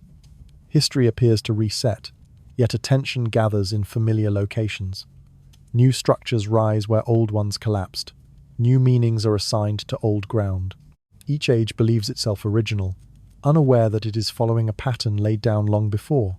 Geography, in this sense, becomes a form of memory. The land holds experience not as story, but as influence. It shapes movement, focus, and settlement without instruction. Even when human memory breaks, the ground remembers where life gathered before. This remembering does not require permanence. A place can lose everything built upon it and still retain its pull. When the surface clears, the invitation remains. People return not because they remember, but because something feels right. Instinct aligns with terrain. The idea settles slowly. If landscapes can guide behavior across time, then some forms of knowledge never needed writing to survive. They were stored in position, elevation, and flow. They lived where humans would inevitably pass again. This perspective softens the mystery of recurring sites. It suggests continuity without planning. The Earth does not preserve meaning deliberately, but it channels attention reliably. What once worked draws return, even when context is gone. Standing in such places today, people often sense depth without explanation. The feeling is subtle, easily ignored, yet it persists. A quiet recognition without memory. In this way, land becomes teacher without speech. It guides choices without argument. People settle, build, and gather where the world itself suggests stability. The lesson is not learned consciously. It is absorbed through presence. Over long spans, this guidance shapes civilizations without ever entering their stories. If geography carries memory, then structures raised upon it may carry layers of intent from different eras. Each generation builds atop what it feels, not knowing what it repeats. Meaning accumulates vertically rather than chronologically. This prepares the ground for what comes next. If places endure through cycles of loss and return, then what humanity builds upon them may become layered echoes, carrying more history than anyone intended, waiting to be noticed not as ruins, but as palimpsests of presence. These echoes remain quiet, not demanding belief or recognition. They simply exist, influencing movement and choice over long stretches of time. Nothing insists that they be understood. Their power lies in repetition alone, patient and unassuming, allowing history to return without remembering its reasons, silently shaping futures, across generations without pause or explanation. Some structures remain long after the reasons for their creation have dissolved. They are repaired, repeated, and respected by people who no longer know why they matter, only that they do. Stones are aligned again. Forms are rebuilt faithfully.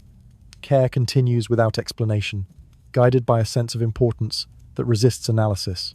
These constructions feel less like inventions and more like inheritances.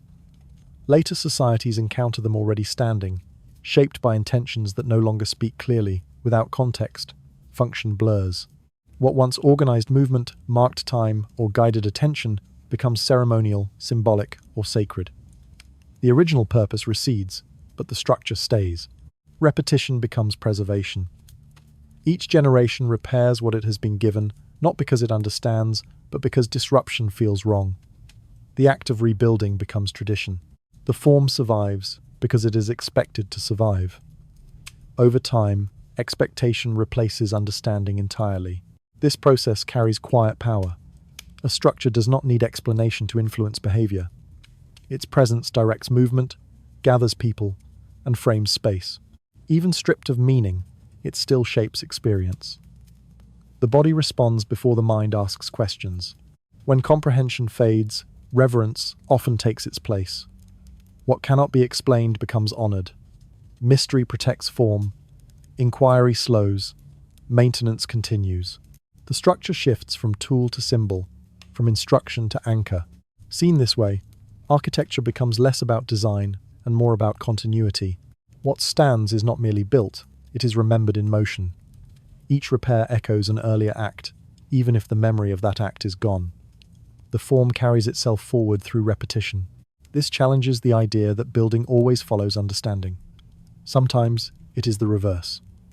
Understanding fades while building continues. The form outlives the thought that shaped it. Time does not remove structures evenly. It removes context first. What remains looks deliberate, even when its origin has been forgotten. From a distance, this creates the illusion of invention. Later cultures appear to create what they are actually repeating. This repetition does not feel accidental to those performing it. It feels necessary. Certain shapes feel stable. Certain alignments feel correct. Deviation feels uncomfortable. Without knowing why, people return to familiar forms as if guided by memory they do not possess consciously. The emotional weight of this is subtle. It invites humility. Modern observers may search for meaning where only echo remains. The structure answers not with explanation, but with persistence. Architecture becomes a language spoken after fluency is lost. Words are repeated without grammar. Sentences endure without interpretation. Meaning thins, but the rhythm remains intact. This is why structures can outlast belief systems. They do not argue. They do not instruct directly. They simply stand, inviting participation. People respond because response feels appropriate, not because logic demands it. As layers accumulate, form becomes dense with time. Each generation adds presence without restoring understanding. The result is not preservation of knowledge, but preservation of shape. This shift alters how the past is perceived. Buildings are no longer evidence of sudden brilliance, but signs of continuity that resisted collapse. They carry memory without narrating it. If structures survive as echoes, then time may not move forward cleanly. It may stack, compressing intention into form. What looks ancient and intentional may simply be the last visible layer of something repeated many times before. This realization does not end inquiry. It deepens it. If architecture can persist without comprehension, then meaning itself may travel differently through time, layering rather than progressing, waiting not to be decoded, but noticed as repetition. Quiet, enduring, and unresolved. It invites reflection rather than conclusion, encouraging the listener to sit with form instead of explanation. The absence of clarity becomes part of the message itself. Structures endure because they allow return without demand. Each visit repeats the past without restoring it. This endurance suggests that history accumulates quietly, not as answers, but as layers waiting to be felt. The listener is left sensing depth rather than resolution, aware that what stands before them is not finished speaking, only no longer explaining itself in ways the present easily understands.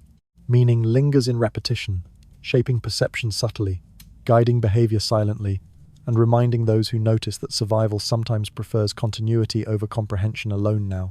Time is often imagined as a straight path, moving cleanly from past to present, leaving what came before behind. This image feels intuitive. It gives direction. It promises distance from what no longer exists.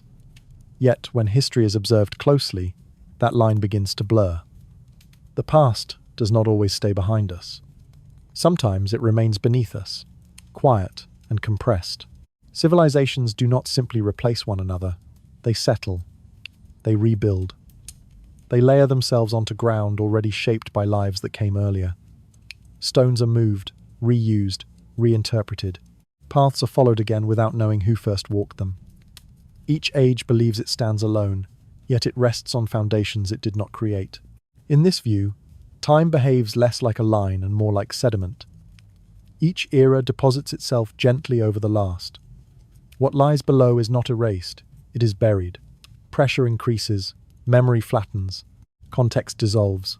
What remains is structure without story. Modern humanity often imagines itself at the height of progress, looking backward across a simple past. But if time accumulates rather than advances cleanly, then this position becomes uncertain. The present may not be the summit, but the uppermost layer of something far older and deeper. Beneath familiar ground may lie many worlds, stacked quietly, each once complete in its own moment. Their tools, beliefs, and understandings did not disappear. They were compressed into forms that survive without explanation. The deeper the layer, the less legible its intention becomes. This layering alters how history feels. Instead of moving away from the past, humanity moves atop it. Each step presses downward, sealing what came before more tightly into the earth. The weight of the present shapes how much can still be sensed of earlier lives. The hypnotic nature of this idea comes from scale. Human lifetimes feel small when set against stacked centuries. Even recorded history becomes thin when imagined as a surface layer resting on vast, unseen depth. What survives this compression is not narrative, but influence. Old patterns shape new behavior subtly. Old structures guide new movement quietly. Meaning travels upward without revealing where it began. This challenges the comfort of linear progress. If time layers, then forgetting is not distance, but depth. The farther something falls beneath awareness, the harder it is to retrieve, even though it remains present. Standing on the present begins to feel different. The ground no longer seems neutral. It becomes dense with unseen history. Every place carries weight. Every structure becomes a surface expression of many moments pressed together. The realization lands softly. Modern civilization may not be final or separate. It may be temporary, one more layer forming while others sink below recognition. This thought does not diminish achievement. It reframes it within humility. Understanding time as layered invites patience. It removes urgency to uncover everything. Some depths are not meant to be reached quickly. Their presence is felt, not exposed. The chapter closes here, suspended between awareness and quiet awe. If time buries rather than erases, then the present is never alone. It is supported, shaped, and shadowed by what it cannot fully see. This awareness does not demand fear. It invites respect. The listener is left sensing the immense depth beneath ordinary moments, aware that history is not gone, only resting. And with that recognition, attention begins to turn inward. If earlier layers remain beneath us, then the question ahead is not what once was, but where the present stands within the cycle. Whether this layer too will one day be buried quietly beneath another, carrying fragments forward while losing its own explanation in time. Modern life rests on a quiet confidence. Cities rise with the expectation that they will stand indefinitely. Systems are designed to balance themselves. Archives to capture everything worth remembering. Networks to connect the present endlessly to the future. This confidence is rarely announced. It is assumed, woven into daily routines and long-term plans. Stability feels normal, and normal feels permanent.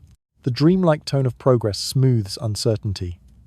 Technology improves, records multiply, and infrastructure expands. It becomes easy to believe that this era has escaped the fragility that shaped earlier worlds. The present feels insulated from collapse by knowledge, coordination, and scale.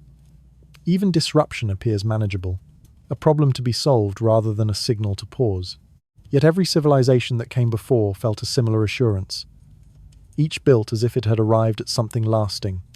Each trusted its methods, its memory, its ability to adapt. None believed itself temporary while it was living. From within, permanence always feels earned. The contrast between confidence and consequence is gentle but persistent. Earlier cycles did not end because their people failed to believe in continuity. They ended because belief could not override change. Certainty did not stop water from rising or ground from shifting. It did not preserve memory against time. This perspective does not accuse the present of ignorance. It simply widens the frame. What feels solid now has felt solid before. What seems stable has seemed stable under different skies and circumstances. The feeling of permanence is powerful precisely because it arrives when systems are working. Permanence, then, reveals itself as an emotion rather than a condition. It emerges when complexity functions smoothly, when effort produces predictable results. It fades quietly when those patterns begin to strain. Modern life offers many reasons to trust endurance. Data is stored redundantly. Knowledge is shared instantly. History is documented with unprecedented precision. These achievements deserve respect. Yet they do not remove humanity from time. They operate within it. The realization settles slowly. Stability may be temporary not because disaster waits nearby, but because cycles continue regardless of preparation. Calm often precedes transition without announcing it. Change does not need drama to arrive. This awareness does not call for fear. It invites perspective. Seeing permanence as an illusion softens attachment without demanding detachment. It allows appreciation without assumption. The present becomes one moment within depth, rather than the end point of ascent. Its achievements remain meaningful, but not final. Its confidence becomes understandable rather than absolute. Quiet confidence also reshapes how danger is interpreted. Signals that once would have provoked pause are absorbed into routine, managed by procedure, softened by distance. Complexity becomes insulation. The more elaborate the system, the less vulnerable it feels, even as dependence deepens. This comfort narrows attention. Warnings are reframed as anomalies. Disruptions are classified as temporary deviations rather than directional change. The assumption of endurance subtly edits perception, encouraging focus on continuity rather than fragility. Over time, this framing becomes invisible, not because it is hidden, but because it works. Life continues smoothly, reinforcing the belief that it will continue doing so. In this way, permanence is taught through experience, not argument. Each day without collapse strengthens confidence, even though time has offered the same reassurance before previous transitions. The illusion grows strongest precisely when conditions appear most controlled, creating a calm that feels earned rather than borrowed. This calm is not false. It is simply incomplete, shaped by a moment that has not yet changed. Such moments linger briefly, inviting reflection before familiarity returns, and carries attention forward once again without question with reassuring rhythm intact. As this thought lingers, attention begins to shift again. If stability is a feeling shaped by context, then it may also thin without warning. The next question is quiet but inevitable. Are there signs, subtle and easily dismissed, that another turning point may already be forming beneath the surface of normal life? The patterns that shape turning points rarely arrive with drama. They settle into daily life quietly, becoming part of what feels ordinary. Environmental strain is discussed as management. Social fragmentation is explained as difference. Complexity is celebrated as advancement. Meaning is assumed to be personal rather than shared. None of this feels like collapse. It feels like the world continuing. Earlier cycles likely felt the same. From within them, changes did not appear historical. They felt local, temporary, solvable. Strain was something to work through. Division was something to navigate. Complexity was something to master. The language of progress absorbed tension and turned it into movement. The land still gives subtle signals. Systems stretch. Resources feel less predictable. Balance requires more effort than before. Yet adaptation continues, and because adaptation works for a time, it reinforces confidence. What strains does not break immediately. It adjusts. Life goes on. Social bonds shift as well. Communities widen, then thin. shared narratives give way to many private ones. Meaning becomes individualized, flexible, harder to hold collectively. This is often framed as freedom rather than fragmentation.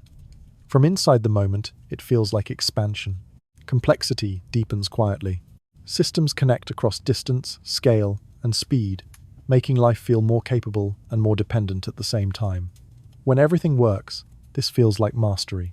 When something strains, responses multiply. Complexity absorbs shock, but it also hides direction. None of this feels alarming on its own. That is the point. Patterns do not announce themselves as repetition. They unfold as normal life. People adjust habits, not worldviews. Attention remains focused forward, not downward. Loss of shared meaning rarely arrives as loss. It arrives as choice. Belief becomes personal. Direction becomes optional. Purpose fragments into preferences. This does not feel like emptiness. It feels flexible. Only later does cohesion reveal its absence. The quiet reveal settles here. History does not warn clearly. It whispers through resemblance. It speaks in tone rather than message. The same conditions that once preceded forgetting can feel like progress while they form. This does not imply inevitability. It implies subtlety. The human mind expects signs to feel dramatic. When they feel familiar instead, they are easier to overlook. Repetition hides within variation.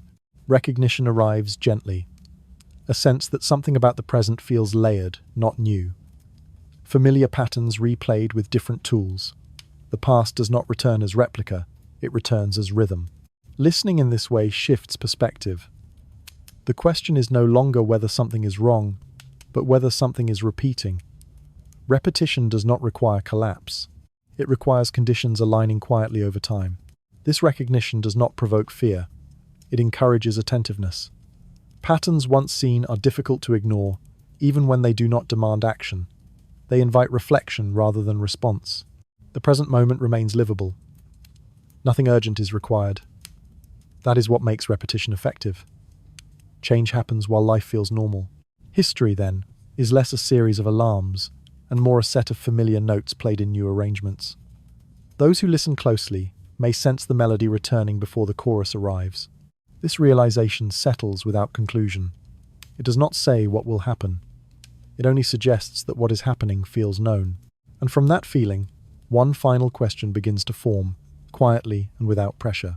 If the present echoes the past, does forgetting arrive automatically with the cycle, or is awareness enough to alter how it unfolds? The story does not answer this yet. It allows the question to linger, preparing for a final inward turn, where choice, memory, and gentleness begin to matter as much as pattern itself. There is a subtle shift that occurs when inevitability loosens its grip. It does not arrive as resistance or resolve. It arrives as awareness. Cycles may continue, but awareness changes how they are inhabited. This is not the power to stop repetition, but the ability to meet it differently. Remembering, in this sense, is often misunderstood. It does not require rebuilding lost worlds or retrieving every erased detail. It does not demand preservation at all costs. Remembering can be lighter than that. It can exist as posture rather than archive, as orientation rather than record. When impermanence is acknowledged, life changes tone. Urgency softens. Possession loosens. Control becomes less important than care. A civilization does not need complete memory to act with humility. It needs only the awareness that it is not final. This awareness does not weaken ambition. It reshapes it. Progress no longer needs to outrun time. Growth does not need to deny fragility. When people sense that nothing lasts untouched, choices become gentler. The future is approached with restraint rather than certainty. This kind of remembering carries no blueprint. It offers no prediction. It simply holds space for complexity. It allows success to exist without illusion of permanence. It allows loss to be anticipated without fear. Memory here becomes qualitative, not quantitative. It does not count years or preserve detail. It remembers relationships, cycles, and consequence. It remembers that continuity is not guaranteed, but meaning can persist anyway. In earlier cycles, forgetting may have arrived unnoticed, as consequence rather than decision. This time, awareness introduces a difference. Knowing that forgetting happens allows room for attention. Attention alone does not stop cycles, but it changes what survives them. What survives need not be information. It can be tone, values, ways of relating to land, to one another, to uncertainty. These do not require structures to endure. They live within behavior. Choosing to remember differently does not protect against loss. It protects against arrogance. It makes space for listening instead of assuming. It encourages stewardship rather than ownership. This is not a call to action. It is an invitation to perspective. The smallest shifts often carry the greatest endurance. A civilization that remembers impermanence lives with fewer illusions, even if it still participates fully in its moment. The calm that emerges here is not resignation. It is alignment. Knowing that cycles exist removes the pressure to escape them. It allows people to live honestly within them.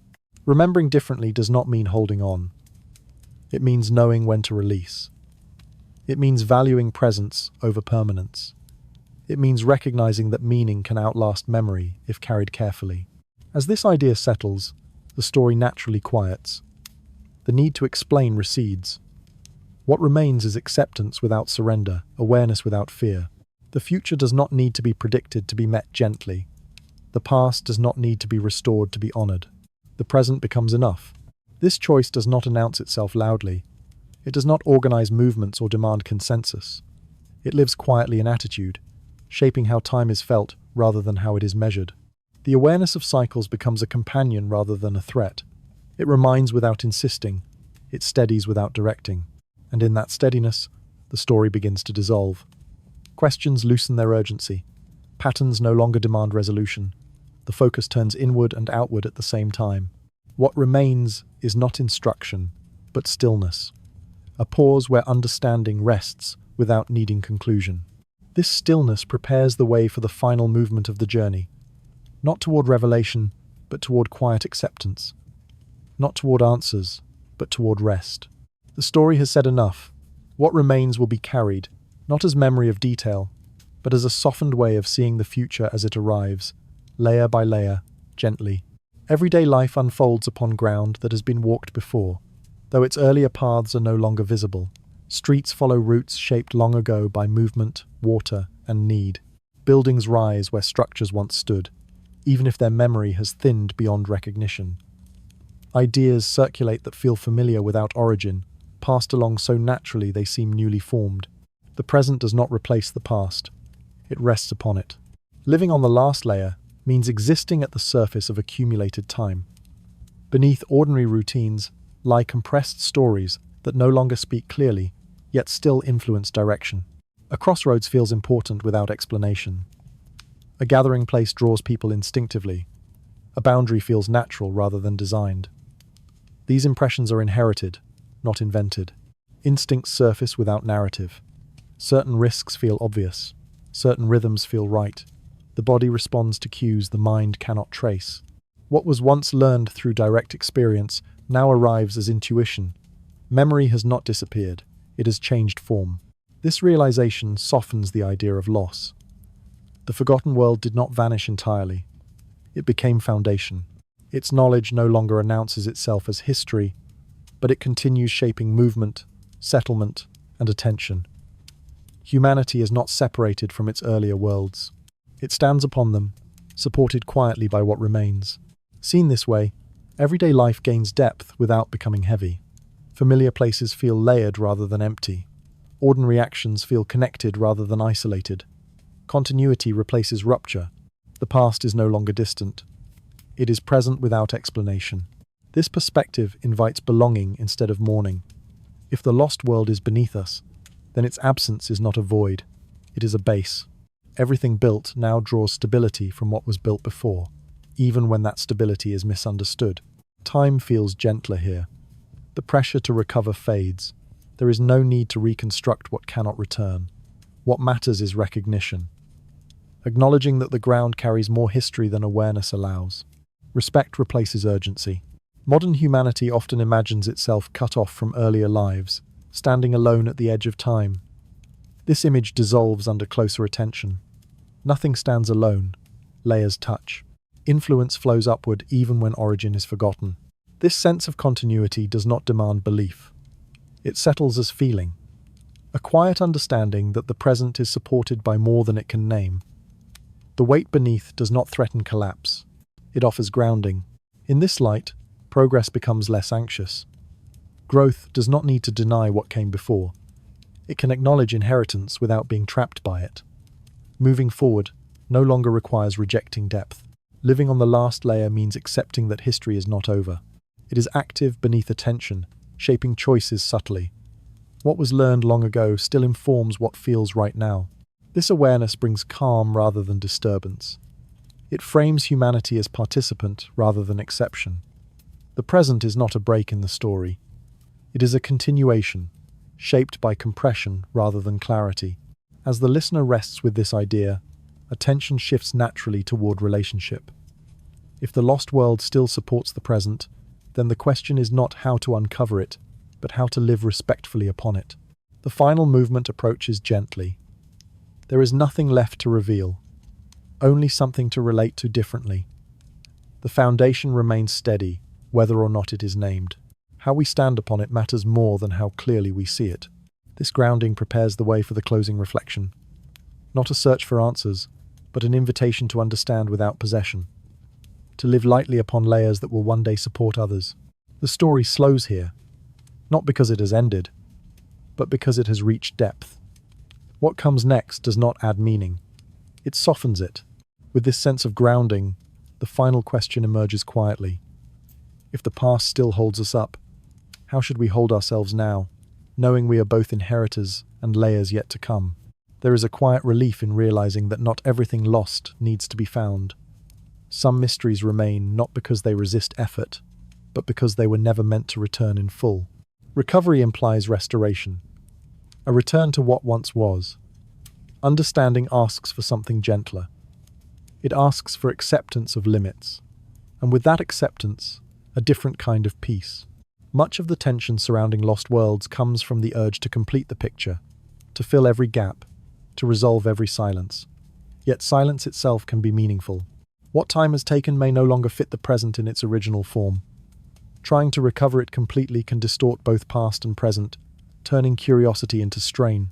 Understanding, in this context, is not the same as explanation. It does not demand proof or reconstruction. It recognizes that some knowledge survives only as influence, tone, or orientation. Its value lies not in detail, but in perspective. There is wisdom in knowing where inquiry must soften. Questions held too tightly fracture into obsession. Questions held gently remain alive without demanding answers. This distinction matters. It determines whether curiosity becomes nourishment or burden.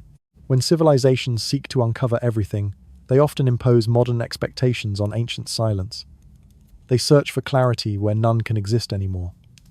This effort rarely restores truth. It reshapes it into something familiar and incomplete. Respecting mystery does not mean retreating into ignorance. It means acknowledging that time alters what can be known. Some losses are final, not as punishment, but as consequence of change. Accepting this does not diminish curiosity. It refines it. Understanding without recovering allows the present to breathe. It removes pressure to solve what cannot be solved. It replaces urgency with patience. The mind relaxes when it no longer feels responsible for restoring what time has carried away. This stance also honors what survived. Instead of focusing on what is missing, attention shifts to what remains active. The influence of earlier worlds continues shaping behavior, value, and instinct. That continuity does not require full comprehension to matter. There is a quiet humility in this approach. It resists conquest of the past. It chooses relationship over possession. The past is not an object to be seized, but a presence to be acknowledged. This does not close inquiry. It opens a deeper one. How to live with unanswered questions without needing to resolve them. How to carry awareness without turning it into demand. Late at night, when noise recedes, this kind of understanding feels natural. The mind does not seek completion, it seeks rest. Unanswered questions no longer provoke anxiety, they become companions. Wisdom here is not accumulation, it is discernment, knowing which questions ask for answers and which ask only to be held. The reveal settles softly. The value of this journey was never in uncovering a lost world completely. It was in recognizing that loss does not equal absence. Meaning survives without explanation. Depth exists without clarity. This realization brings relief rather than frustration. The tension dissolves. Nothing important is being withheld. Some truths simply do not arrive through discovery. As the story slows, there is nothing left to prove. Only space to be with what has been felt. Curiosity remains, but it is unburdened. This prepares the descent into rest. Not toward resolution, but toward ease. The final movement does not sharpen awareness. It softens it. Understanding without recovering means trusting that what mattered most has already shaped what is here now. The rest can remain unnamed. With this acceptance, the listener no longer leans forward searching. They settle back, allowing the mystery to exist without demand. The mind grows quiet when it no longer needs to finish the story. It can simply be present within it. And in that presence, the final chapter waits not as revelation, but as rest. As the story slows, it widens its view beyond human effort and ambition. Civilizations rise and fade the way breathing does. Without ceremony, an inhale gathers form, structure, and memory. An exhale releases them. Nothing is forced to remain. Nothing is truly lost. What feels like an ending from within becomes rest when seen from afar. History, in this light, is not a sequence of triumphs and failures. It is a rhythm, movement followed by stillness, remembering followed by forgetting. Each phase makes space for the next without judgment. Civilizations do not vanish in tragedy. They settle, returning their substance to the world that carried them. Memory behaves much the same way. It arrives vividly, then softens. Details blur. Names dissolve. What remains is impression, tone, influence. Like dreams upon waking, much is forgotten, yet something continues shaping how the day feels. The dream is gone, but its presence lingers gently. The lost world no longer asks to be recovered or explained. It does not need to be solved to be honored. It existed fully in its moment, then released itself back into time. Its absence is not a wound. It is part of the same rhythm that allows new forms to arise. Nothing in this process is wasted. What was built becomes ground. What was known becomes instinct. What was remembered becomes orientation. Each layer supports the one above it, even as it fades from view. The earth holds everything without keeping score. From this distance, history feels calm. The urgency dissolves. There is no race toward permanence, no demand for final meaning. Everything moves as it should, carrying forward what can endure and releasing what cannot. Humanity becomes one expression within a larger pattern, neither central nor insignificant. Present, then resting. The desire to control time loosens. The need to understand everything fades. What remains is participation. This perspective is comforting because it removes pressure. No era needs to complete the story. No civilization needs to be final. Each is enough in its moment. The sense of loss that once clung to forgotten worlds transforms here into continuity. What came before is not gone. It has simply become quiet. Silence is not absence. It is rest. As awareness drifts outward, the weight of explanation lifts. The mind no longer searches, it settles. The rhythms described earlier become felt rather than understood. Breath slows, attention softens. History does not end. It rests, and in resting, it allows the next breath to form. This rest is not emptiness. It is fertile stillness, ground prepared for what comes without needing to anticipate it. In this stillness, nothing insists. Everything waits. The listener is no longer asked to think forward or backward. Time ceases to be direction. It becomes presence. Civilizations come and go like waves, leaving patterns in sand that soon smooth themselves out. The shore remains. The water continues. The rhythm holds. There is no warning in this image. No prediction. Only calm acceptance. The world has done this before. It will do it again. And in between, life happens fully. As the story releases its final thoughts, it does not close a door.